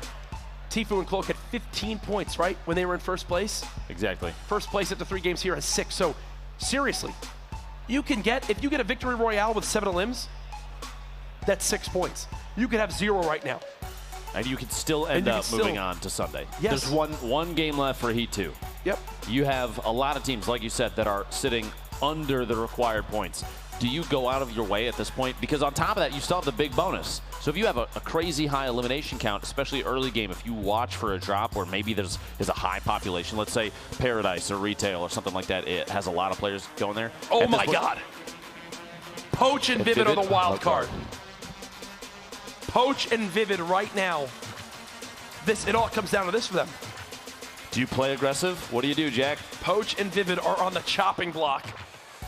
Maybe, let's say this carries over to the next match. That means either the boys here from Liquid or Ghost Gaming get eliminated. I just spoke to our director. I said, we need to follow them a lot this game. That's the story of all of this. Absolutely. Poach and Vivid, fan favorites out there. You heard the crowd cheer whenever they got shown on screen. They are in the wild card position right now. A bad game basically guarantees they drop out of contention. A good game basically guarantees that they make it to Sunday. Could 2 of the winningest players in prize money history for Fortnite be out here in Heat 2? Now, Fortnite is one of those games where players' skills are developing constantly because, like we've said, Epic changes the way the game is played. Little tweaks, big tweaks, potentially. The redeploy of the glider with your 3 stories up or more has changed the way that players take build fights even. You could have a top-down advantage on another team, and there may be 2-3 stories underneath you, and if you're high enough up in the air, suddenly they just fly away, and you have to reposition as well. And so I think because of that, you're seeing some people, not saying that this is necessarily the reason for their placement right now, but maybe an adjustment to those playstyle changes is having an effect. Yeah. I'm wondering if people are playing this passive, you know, and hiding so much, not only because it's a major event, but because of some of the new updates and trying to get a feel for it. If they saw something in Heat 1, you know, people played very passive in Heat 1, but it was not this drastic. It was not. This is substantially different. Yeah. Last game was a little bit more aggressive, but still, we'll have to see if things change for the final game of Heat 2. Reminder, tomorrow we do it all over again with Heats 3 and 4. We'll go ahead and pull the schedule up for you guys again later on today, just so you can see exactly when you got to tune back in again here at twitch.tv/Fortnite. But yeah, you know those players tomorrow have been studying this. They've been watching every single minute of every game, seeing exactly where the best places to land are, how they should go ahead and take certain scenarios.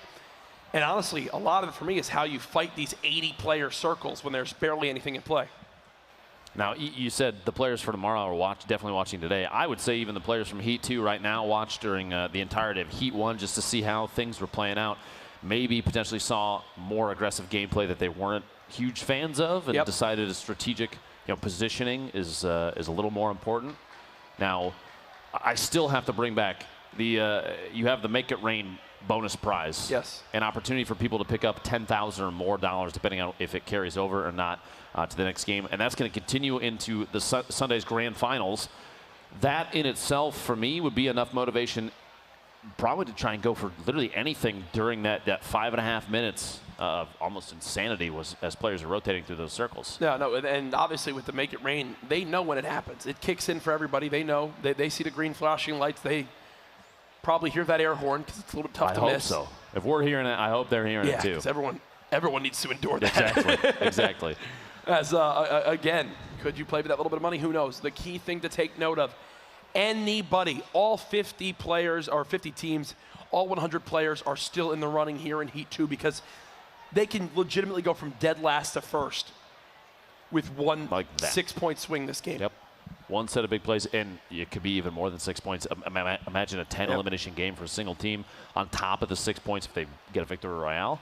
Every single elimination after 7, is an additional point. I think Tomato Man and that's actually Tim right now. Since they ran out of since his luggage was lost, they've got Tim in that outfit. Courage, you and I both know that's half of Tim right there. You're starting the Tim roast early. I gotta get ready, people ready. You're warming up. I like that. I like that a lot. Now you're warming up. I respect it. There's the players now, all set. One final game, talking strategy, figuring out exactly how they want to approach this. It all comes down to this. These guys traveled out here for this opportunity. Can't be stressed enough. This is not like PAX, where you got in line and you got a chance to play multiple times. You got here, you got your heat, and that is your chance. Those 4 games are your opportunity to play for the big money on Sunday. Outside of that, your TwitchCon dreams are over. Well, mine aren't over yet, Jack. I get to stay here and hang out and cast Fortnite with you. We do have the best job of all. We do. We can't lose. Well, I just looked at the map. There are 2 llamas within about 100 feet of each other. I'm wondering if they can. Yeah, you can literally see, you can see both of them from this one view. They're out on the west side of the map. So maybe someone can get 1,200 materials instantly off the break of the game, which should be basically the best start ever. I saw a thread the other day. Like, imagine if llamas still gave 1,500 mats. How nuts would that be? Either way, we don't need to talk about it because we're going to live the game. The final game of Heat 2 about to get underway. The last match on the main stage today. Who will be our top 12 and who will go home? We find out now. Nobody knows. Yes, we'll see here. A little nursery rhyme action. I'm impressed, Jack. Always impressed. But I'm not a rapper. I don't believe that in the slightest. We see here a pretty even spread of players. Curious to see what drop locations are going to be intensely occupied.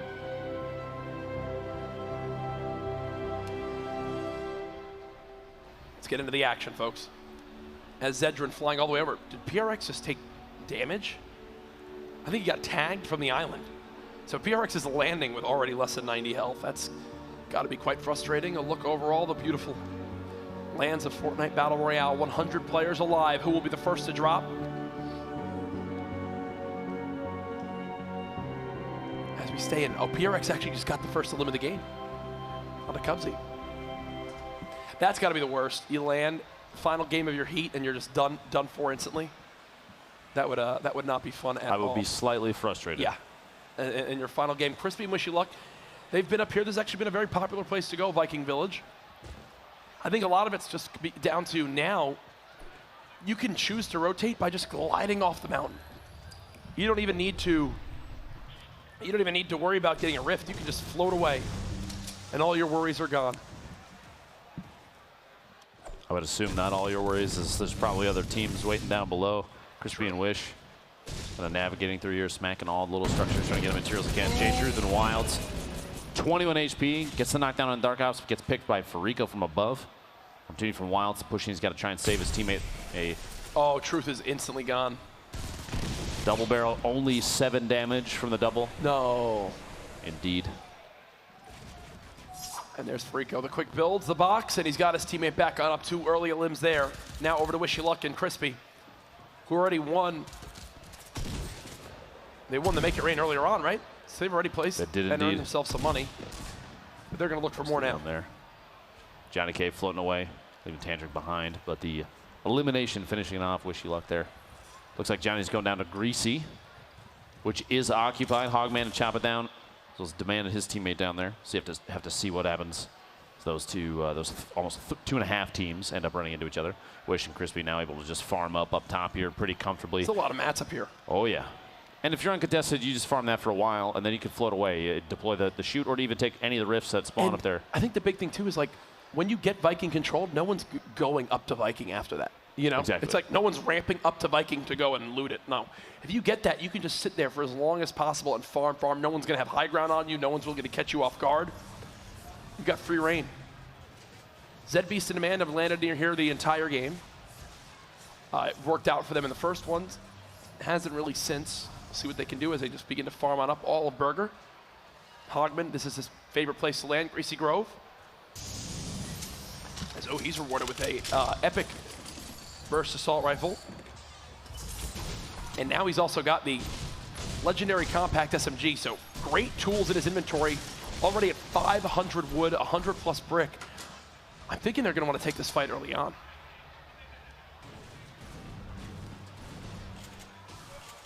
Chop it down, farming anything in sight. And Johnny K on the backside of that hill. Obviously here in spectator mode, we see the health bar and the weapon the player has. These players don't see that, just to confirm. Because that would really defeat the purpose of this competition. Cub Smiles and Crypto. Javis and Thresh all in Paradise Palms. As now they'll slowly inch on over. Rocket a lot of shields, so they have a health advantage, but will they get aggressive off that? Again, we know that, but for these players, Lupo, they're thinking, are they max shields with us too? Where exactly do they stand? They don't really want to risk it. And now they're actually contending the players that are on top Viking.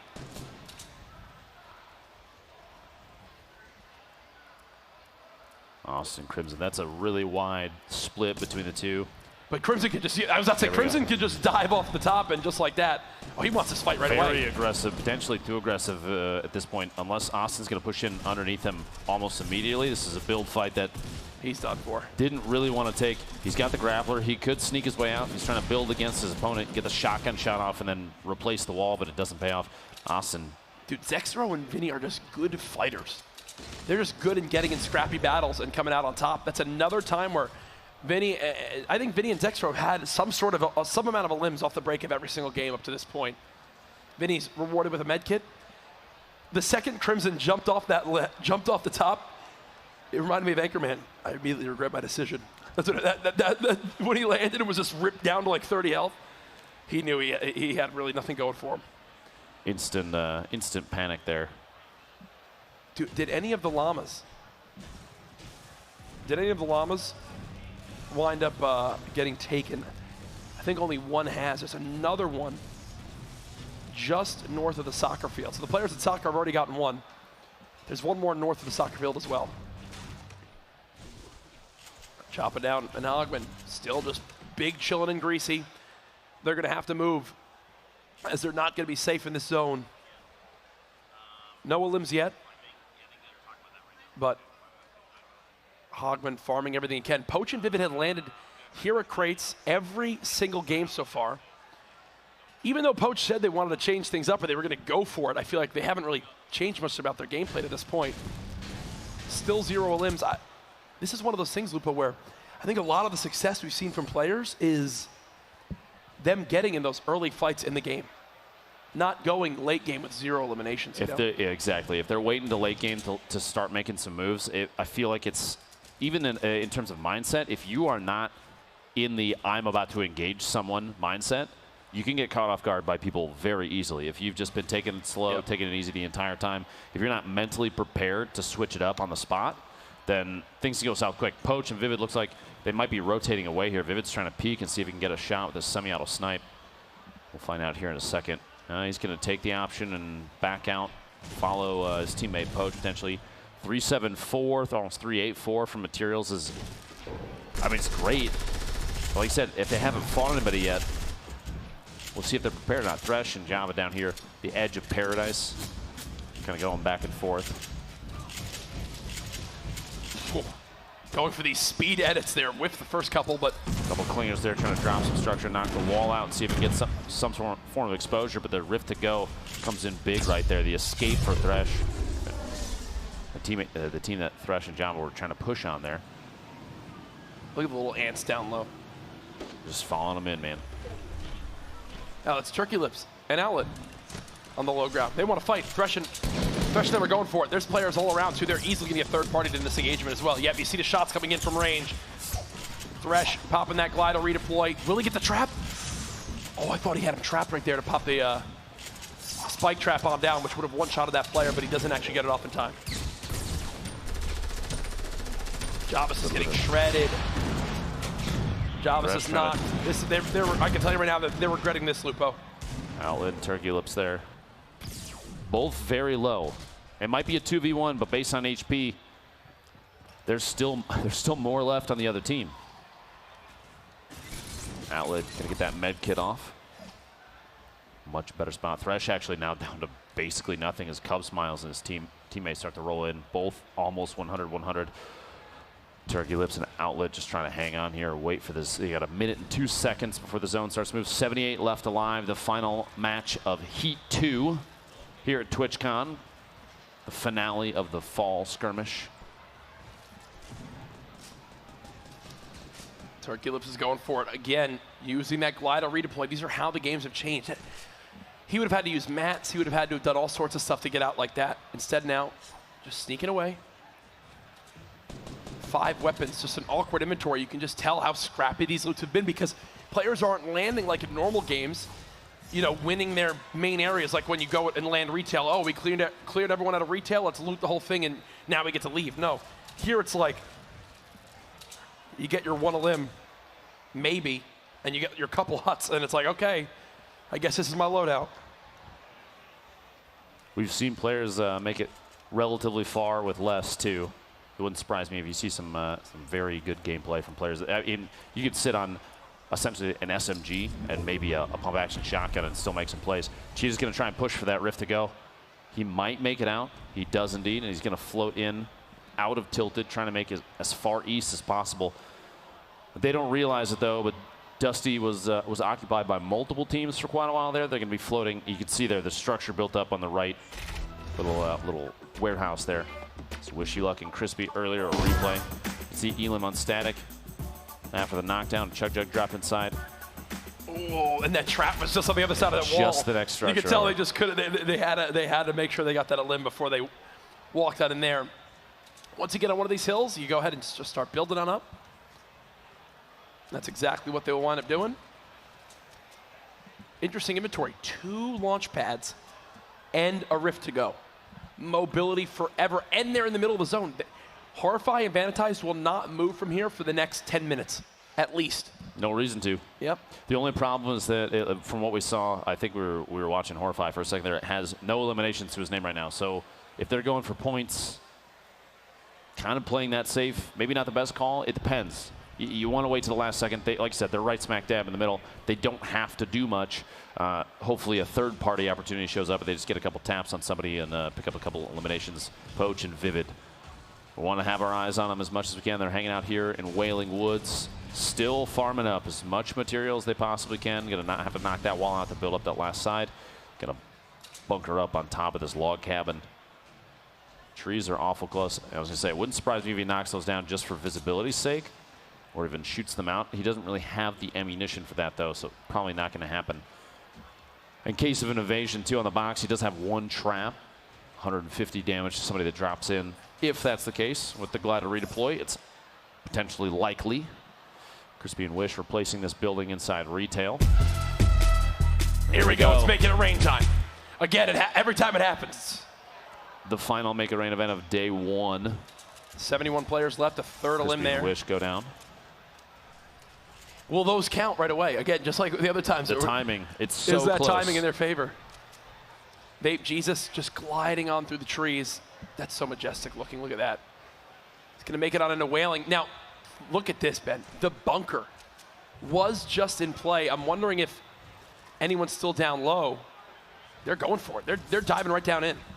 KB5 and Crunch. The south edge of containers.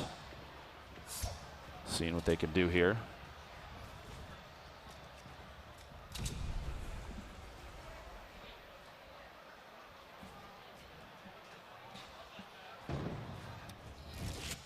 Marowak and Hey I'm Heart still in this one, 68 players left. They're at the point now where everyone is just built on up in their little protective areas. A grappler still in the hands of Marowak. When will that come into play? Not a ton of materials. You get to a point where when you start running low on these resources, you kind of just have to make a play happen. You kind of just have to say, I need to get on a limb right now. And this might be their chance. Rizar pushing up to the high ground. Tomo's there as well. They're right on the edge of the zone, so everyone's going to be pushing right in towards them.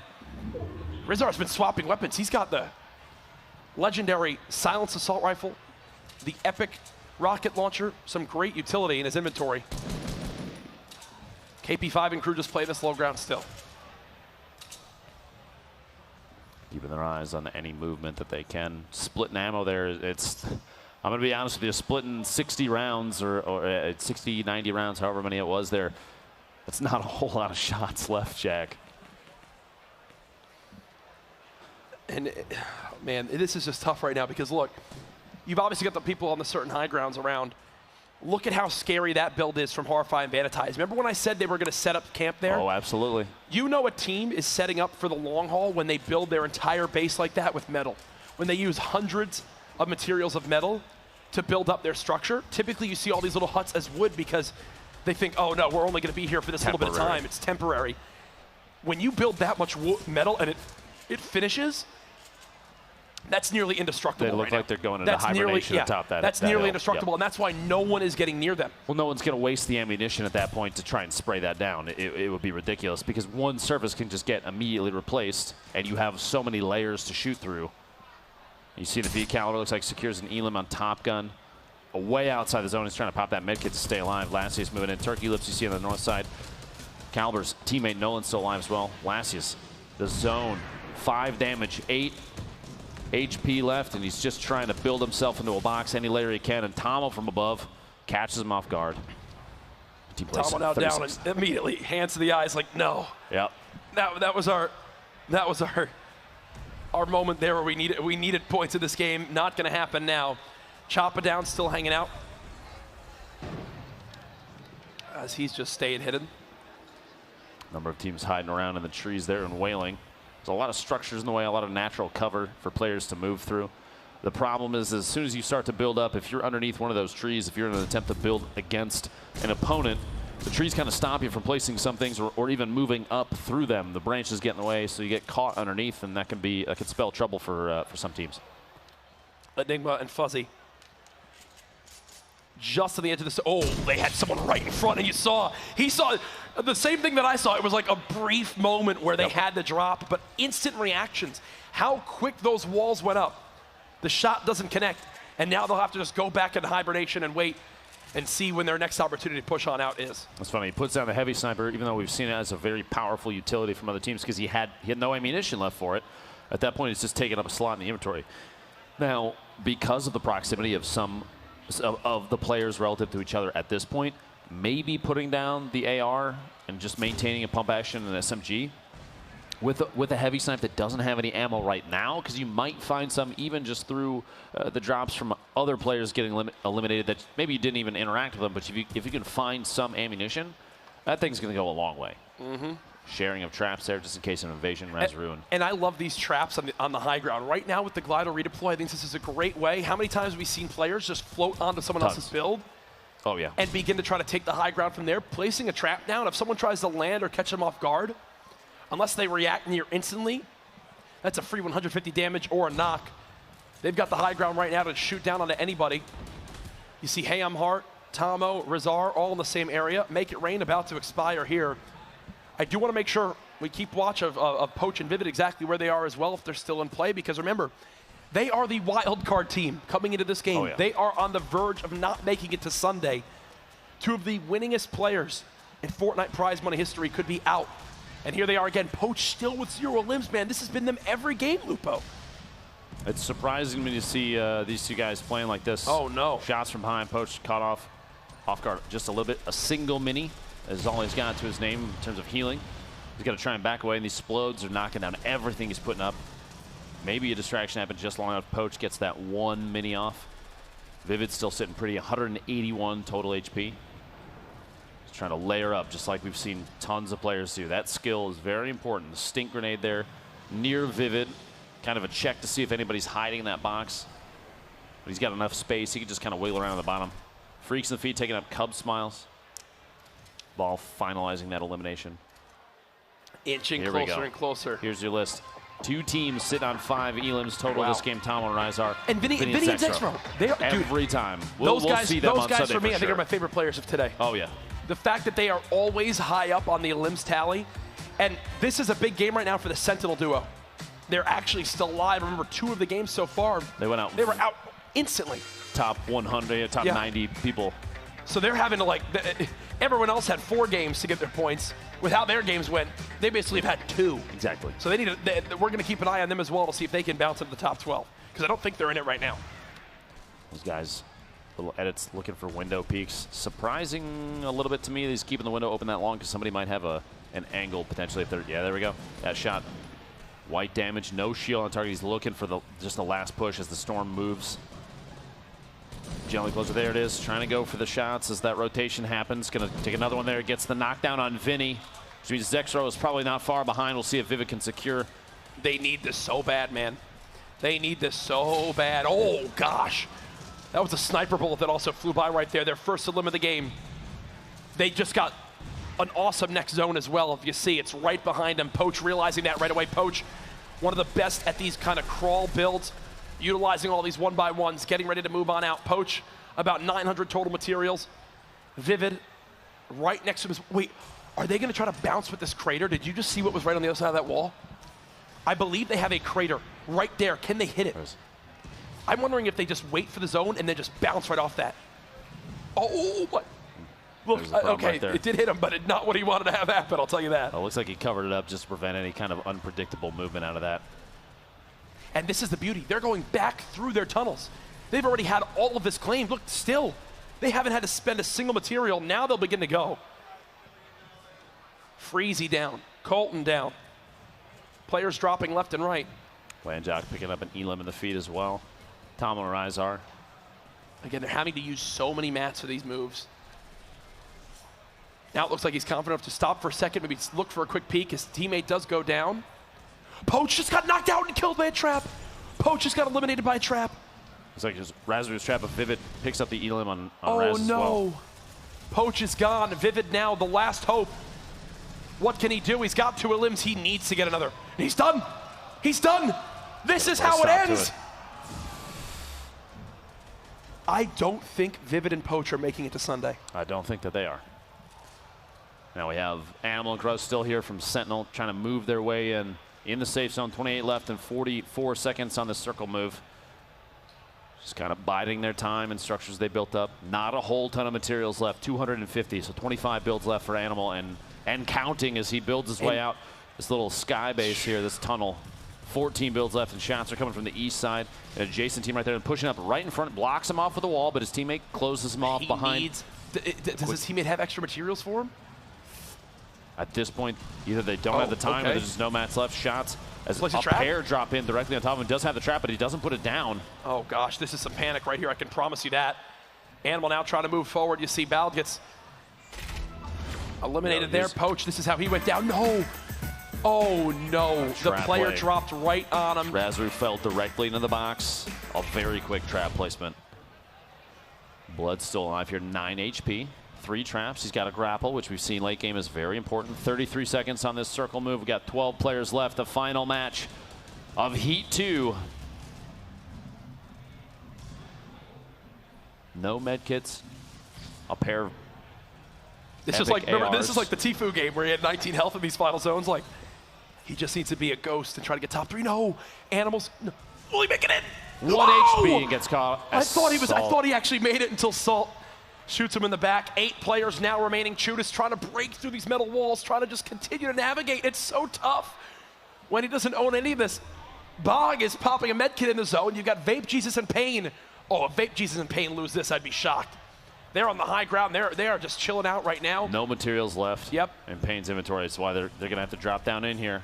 And he's going hopefully for can it. catch this He's player off landing guard. right on Doesn't one. see it. Doesn't hear the glider apparently. The shot to the face. A quick crack right there on the drop. Yet again, he's playing the low ground. Vape Jesus playing the high ground. They've got everything they needed. Another elimination comes on in. More players dropping on down. The rockets from above. It's all collapsing on the enemies now. They've got the med kit too. Pain and Vape Jesus. Can they do it right now? Vape Jesus gets knocked by a fall. Pain on the low ground. Could it all go spiraling? And there it is. The shot from Pain. As it's another point for the Elims as well. Talk about clutch right there. And they're gone. They're going to the interview. Gotta go. And they're going to the interview. Gotta go. There you go. See, guys, look. And they're gone. They're going to the interview. Wow. In the final moments. That was Blood. Remember how weak he was. Vape Jesus. Vape on the way down is taking shots to try and get the Elim and Blood. Look at the HP left there. I don't blame him, just trying to secure 1 hit there, and Pain gets that jump shot with a shotgun on Blood right inside the circle. Let's see it again from Pain's perspective. Look, 2 Elims at this point. Not only does a Victory Royale earn them 1, but Pain now realizing the nerves that comes in the shot. The reaction there, absolutely perfect. Brilliantly done, and that is a perfect example. No matter how quiet your games are, 1 clutch could make all the difference. As there's a look at all of our participants there live, waiting to see who makes it on through, who does not. All I know is Heat 2, while it was a little bit slow at the start of the games, they definitely did escalate. Oh, absolutely. Well. And we're going to see, it's surprisingly, like you mentioned, an upset. The gentleman from Team Liquid, most likely, based on what we've seen on the scoreboard in the past, probably not progressing to the finals on Sunday. Yep. We have to wait to see who ends up in 13th place from Heat 2. We can't say, obviously, quite yet, but you've got to think if they get 0 points, someone's passing them for that wild card spot. You never know. You never know. I mean, even them, if Pain and Vape Jesus, they weren't, that's enough to bump them right there. Exactly. Rough stuff. Cannot believe it again. Hope you've enjoyed the coverage of the TwitchCon event so far. Here, the Fall Skirmish Finals. So happy to be here again. Thank you to our sponsors for help putting this on. Having a blast up here. The crowd has been amazing all day. Oh, absolutely. 2 heats down. We're going to soon know 24 of our 50 teams. 25. Well, once we get the wild card. The wild card's chosen from one of the 2 from each day. Will it be revealed live on stream, though? I guess we'll find out. We'll have to find out from production. Or maybe that'll be something that people have to keep an crossed. eye out online. The crowd there going to go continue enjoying TwitchCon as there's so much going on here this weekend. A sold-out crowd, a sold-out event. Absolutely brilliant stuff. My takeaways from today, you need to press the agenda early. You need to go for kills. You need to go for kills early on. You need to go for limbs early. The more you wait, the worse kind of position you end up putting yourself in, especially in a situation where a lot of players are going to be playing more strategically. We saw the first few games of Heat 2, maybe all of Heat 2, was very oriented on establishing your own location and owning it. Heat 1 was far more elimination focused. We have players going out of their way to try and take each other out. And tomorrow we have 2 more heats. 2 more heats, Jack. And with that, it's like we talked about so much, but people were watching these. These guys were studying. They were learning. They were figuring out exactly what will be some of the best things they can wind up doing. I know we have highlights to take a look at from these games, but what an ending to day 1. And this was play there takes Jage without. The beautiful strafes around the wall with the burst. Excellent accuracy from these players. Wish you luck, Crispy here. Gets the knockdown and elimination on Static. Looks for the teammate who does drop in the same box. That SMG spray. Sorry, AR spray at that point. If Jesus is in pain. They had some great flicks with the pump shotguns. Oh, absolutely. Even down to Payne's last limb. And this is Vivid and Poach. This was one of Vivid's 2 limbs he had this game. Just timing the shots as Vinny's rotating in perfectly. And again, I mean, what, Chapman 72 hours will be tomorrow. Exactly. So that, I mean, Liquid still have representation, but this jump flick right there, boom. And 42 damage that's from Payne. That's the best right there, the excitement. I love this. Boom, the pop off there. And I love it, immediately. Look, watch how fast they get ushered to go to the interview. Look, go, interview. Look, We gotta go. What, you think they're upset that they then found out that now they have to go talk to Zeke? Yeah, that's life sometimes, man. Yeah. We all. At that point, they're thinking, oh, should we lose? Do we really want to do this? I'm No, just kidding. Zeke's great. No, honestly, great. he's like saved us 48 times today, which has been absolutely. great. But yeah, great ending to day number 1. Zeke has both Payne and Vape Jesus for the interview. My friend, take it away. Testing. Hello? Guys? Hi, Hello? Zeke. We hear you. Hey, First bud. of all, that's very rude of you guys for being jerks. At least I don't. I still have my voice, Courage. Take that. Now, guys, that was the cleanest victory royale ever. You guys came into this last game with 1 point, and you clutched it up. You got so excited you ran over here. Talk through that game. What was going through your guys' head? So essentially we had 1 point, and our goal was literally just come in and frag out. But then we ended up getting zoned, so we kind of just played it conservative and just farmed up till 3K mats, and we kind of just, end game just went all out. And then you guys used the rotation by wailing, right? Is that what you did? Yeah. So we went through wailing and we just rotated out with the rift. And once we came in, we had so many mats that every time high ground came along, we could just claim it up. And that's what we did. Every time we claimed high ground, we got separated a couple times, but we just kept going back together, just like trying to keep the team together alive. So it honestly worked out perfect. Like that last game couldn't have gone better. And that was really cool. So we went from like 7 players to 3. And in that moment, I'm like, wait, Vape and Payne, they could do this. And we see you go down. What's going through your mind in that moment? Don't die. So essentially he went down, and I recognized that I'm still not used to the new zones and they keep moving. So I was like, okay, cool, I'm gonna play heal game. And I was like, wait, they keep going. So I couldn't heal. So I instantly just came around the corner and just jumped and just prayed. That was one of the cleanest headshots. You literally got him at the very edge for that 42. I mean, we gotta assume we qualify. So what does this mean for you guys, qualifying here for grand finals? Honestly, I'm just upset I don't have my costume on, but it was, I think we're just gonna go celebrate for a bit, take the day off tomorrow and enjoy TwitchCon, but like, we couldn't be more excited. Like, you can tell in our faces that it's just like extreme emotion right now. So I don't know, thank you guys so much, that's what I wanted to say. Want to say anything? Epic's insane. Yeah. You guys are great, like honestly. Best company. Yeah. Well, do you want to say anything to the fans that are behind us? You can probably hear them roaring, so anything you want to say to them? I did it, Mom. I want to thank everybody. Like, I'm really bad at communicating with my fans on Twitter and stuff like that, and I haven't been streaming recently, so I want to thank everybody that supported me and like, just, I don't know. Thank you for being there, because otherwise I wouldn't be here. Absolutely. Well, thank you guys. Best of luck in grand finals. Courage, back to you. That's what it's all about. It's great to hear, you know, the raw emotion there, how much it means to these guys. So much on the line. We keep talking about the prize money, but also the recognition. Oh, absolutely. These guys are not only fighting for this, but I know that they're fighting, you know, these guys want to get on organizations. They want to be part of these major esports teams. They want to be part of the future of esports. And times like this, when you show up and make clutch plays like that, it's how you earn those spots. People will have their eyes on players that put on performances like that. It's a no-brainer. Yep. We have a look at just some of the replays throughout the day as we go through our, you know, our final thoughts. A lot of fun. Vinny and Zexro for me. My favorite 2 players from today. These guys put on a good show. They're not the only ones, but they're definitely a pair that stood out here trying to, they were putting up excellent elimination numbers, some really solid plays, some shots like this one. Just mid-air. Boop Triz on the way. And they just know one thing, and that's W. They hold just W hold the and key just down. go. Correct. And that's how I love to play. I'm going to that's why revise I'm my a fan of gameplay when I get back, too. Yeah. I think I'm going to unbind everything except for the W key and left click, and we'll see what happens.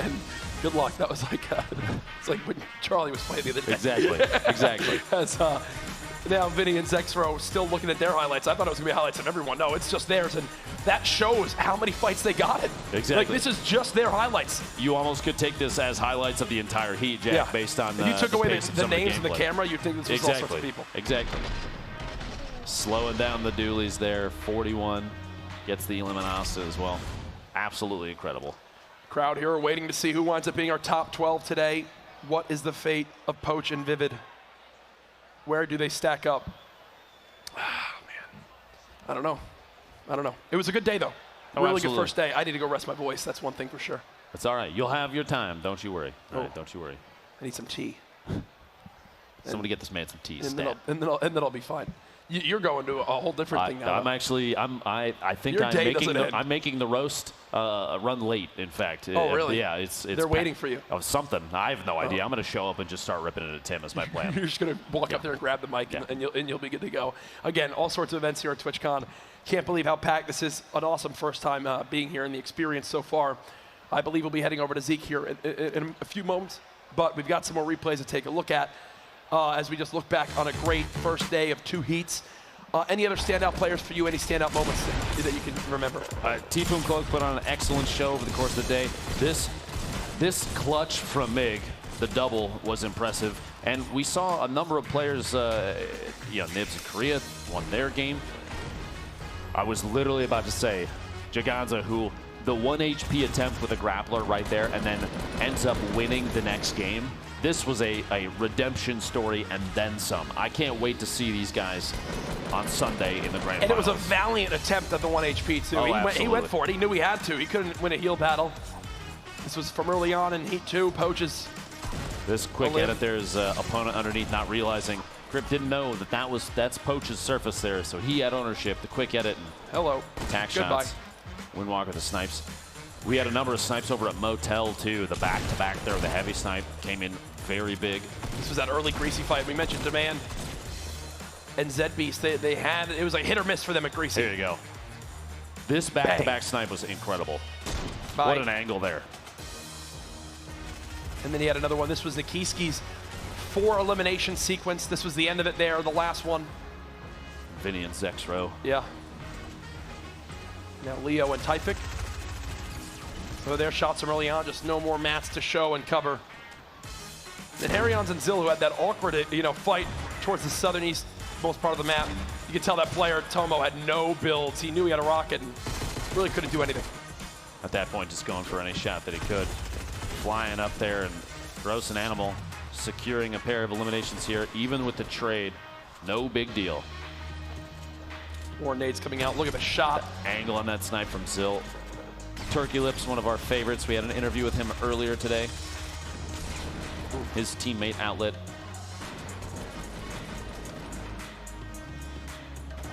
And this was the final game. This is what really helped Vape, Jesus, and Pain move towards that victory royale, move towards those points. They at least got 4 for that one. You got to think they probably had 1 more. Here's that last shot again.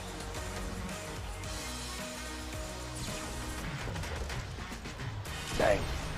Clean. The reaction every single time you have someone win a game like this. Pain, you can feel it. You can feel the energy when they stand up. You hear the emotion. Everyone else absolutely. Just smile and looking on from the back because everyone knows how much it means to everyone. Everyone there wants that same feeling. So it's awesome to see. Final thoughts for you. Heat 1 and 2 are out of the way. Heat 3 and 4 tomorrow. Yep. We won't be casting them, but you better believe I'm going to be checking in. We'll be back. And we have the Stream Invitational on Sunday. This is the first third of Fortnite is done, man. The next time we get up here to cast, we might hate each other. We might. Based off what happens. We'll literally be fighting. Or we get first and second, and we're the happiest people alive. Let's do that. I'm down to do that. No, day 1 was great. I'm expecting the same for tomorrow, but that's it for Lupo and I until Sunday. Absolute blast. Thanks for the love and support. Zeke, take it away. You're going to take us through the reveal in the end of the show. Gentlemen, you guys killed it. Thank you guys so much for casting. And for everyone at home tuning in and here at TwitchCon, thank you guys so much for attending, being part of this with us. We've had a great time, and we hope you have as well. We've got the reveal coming up here any moment. Now, things to remember, like Kirch talked about, we're back tomorrow. Me and Monster D-Face will be casting those games. Then we have on Sunday, Stream Invitational, and then the Grand Finals on Sunday. So definitely want to stay tuned with that. We're now going to start revealing to these players who our top 12 are. Now here's the thing. For you guys at home, don't forget to utilize that hashtag, Fall Skirmish. Let us know what your thoughts are, how you're enjoying the event. Were your predictions right? Were they wrong? You got to let us know. Like Kirch talked about, this is a conversation. We love hearing from you guys, the community. We want to know what you want to see and things you want to not see, and things you like to see, you know, improved upon and all that good stuff. But here we go. It's almost time. These players will now start to see who has qualified. Again, top 12, move on. And then 13th spot is a wild card. Here we go. The lights going nuts. Now, if you guys are here at TwitchCon in the venue, and the person that you wants to qualify does, you guys better lose your freaking minds. I need you guys to go nuts.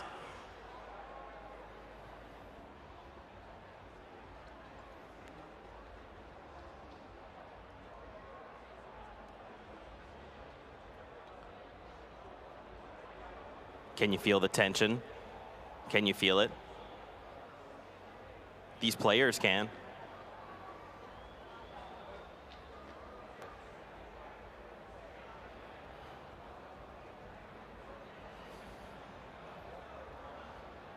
That player is exactly doing what I'm doing right now, pacing. I'm waiting to find out just like you guys are. I'm stressing, okay?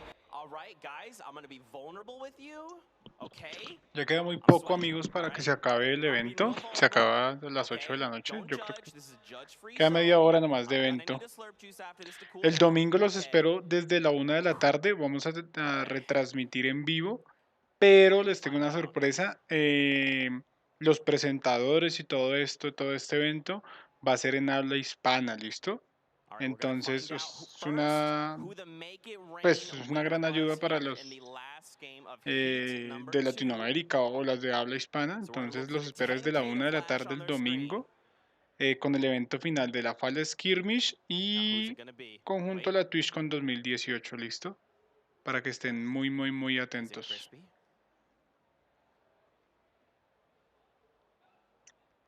Cameraman, stop teasing me. Vemos los periféricos Logitech. The 10K from the Make It Rain Challenge. Keep in mind the Make It Rain, if you're just tuning in, special during phase 3 and 4, the duo with the most eliminations gets 10K. Now, if no one claims that, it rolls over into the next game, and by the end of that heat, if none of the money is claimed, that money goes into a final prize pool at the Grand Finals. That's gonna be nuts. Guys, are you sweating? Again, I've told you, I'm being vulnerable. Sweating. Just a little bit. It's not weird. No, it's not. Stop. Look, no, stop. Just stop. Just stop. No, but in all seriousness, we're gearing up, guys. We're gonna find out who the 10K winner is, and then our top 12 moving on.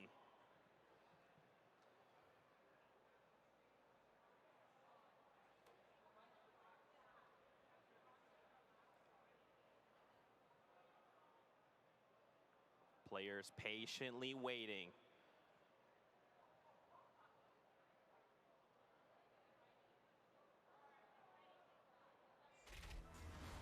Take a look at this. Heat 2 standings. These are the finalists going into the Grand Finals. With that performance, Pain and Vape Jesus steal the first TFUE ganó corre con 20-22 puntos.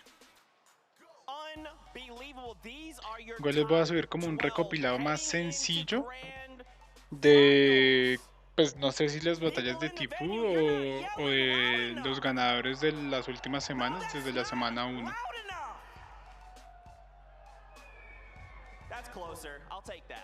It's been a long day. I'll take that. You guys have been, you know, you've been yelling a lot. These are the Heat 1 finalists. So these are earlier on in the day. These are the 12 moving on to the grand finals. Where Carajito LSL. On Sunday, we see Cloaksy and TFUE right Ese es there at the top, Octavio. 15 points. Just setting the bar. Guys, we hope you have enjoyed all of the Octavio, por favor, action no hagas here on spam. day 1. Again, we have 2 more days of action heading your way. We've got Heat 3 and 4 tomorrow. Again, me and Monster D-Face will be casting those games. Then on Friday, we've got Stream Invitational coming in the morning. And then, obviously, the grand finals where Courage and Lupo are back for the grand finals on the day. Again, please, hashtag Fall Skirmish. Let us know your thoughts. We cannot wait to see you guys tomorrow. Until then, though, we'll see you guys on the battle bus, and we'll see you tomorrow.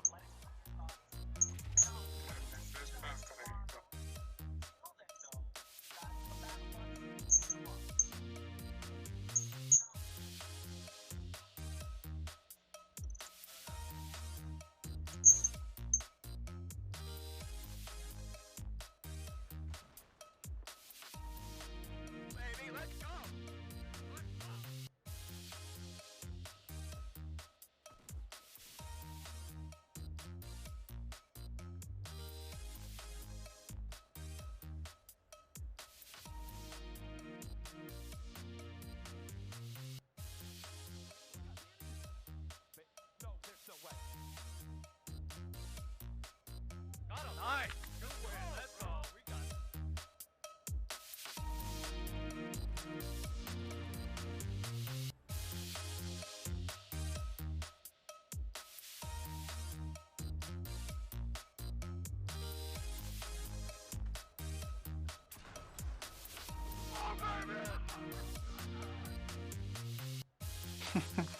Esta batalla fue épica.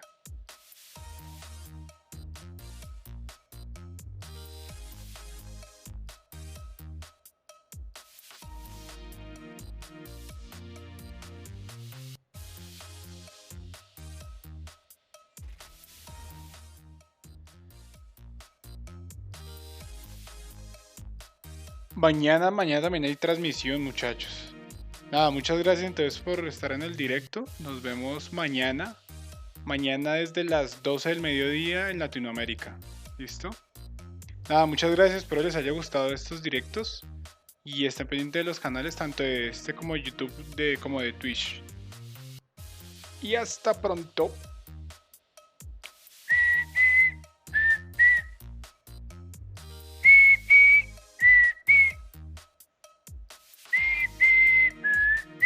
A los que llegaron nuevos, por favor, suscríbanse, denle follow. Mañana estaré en directo desde mediodía, transmitiendo el día 2 de la TwitchCon. ¿Ok? Y hasta pronto.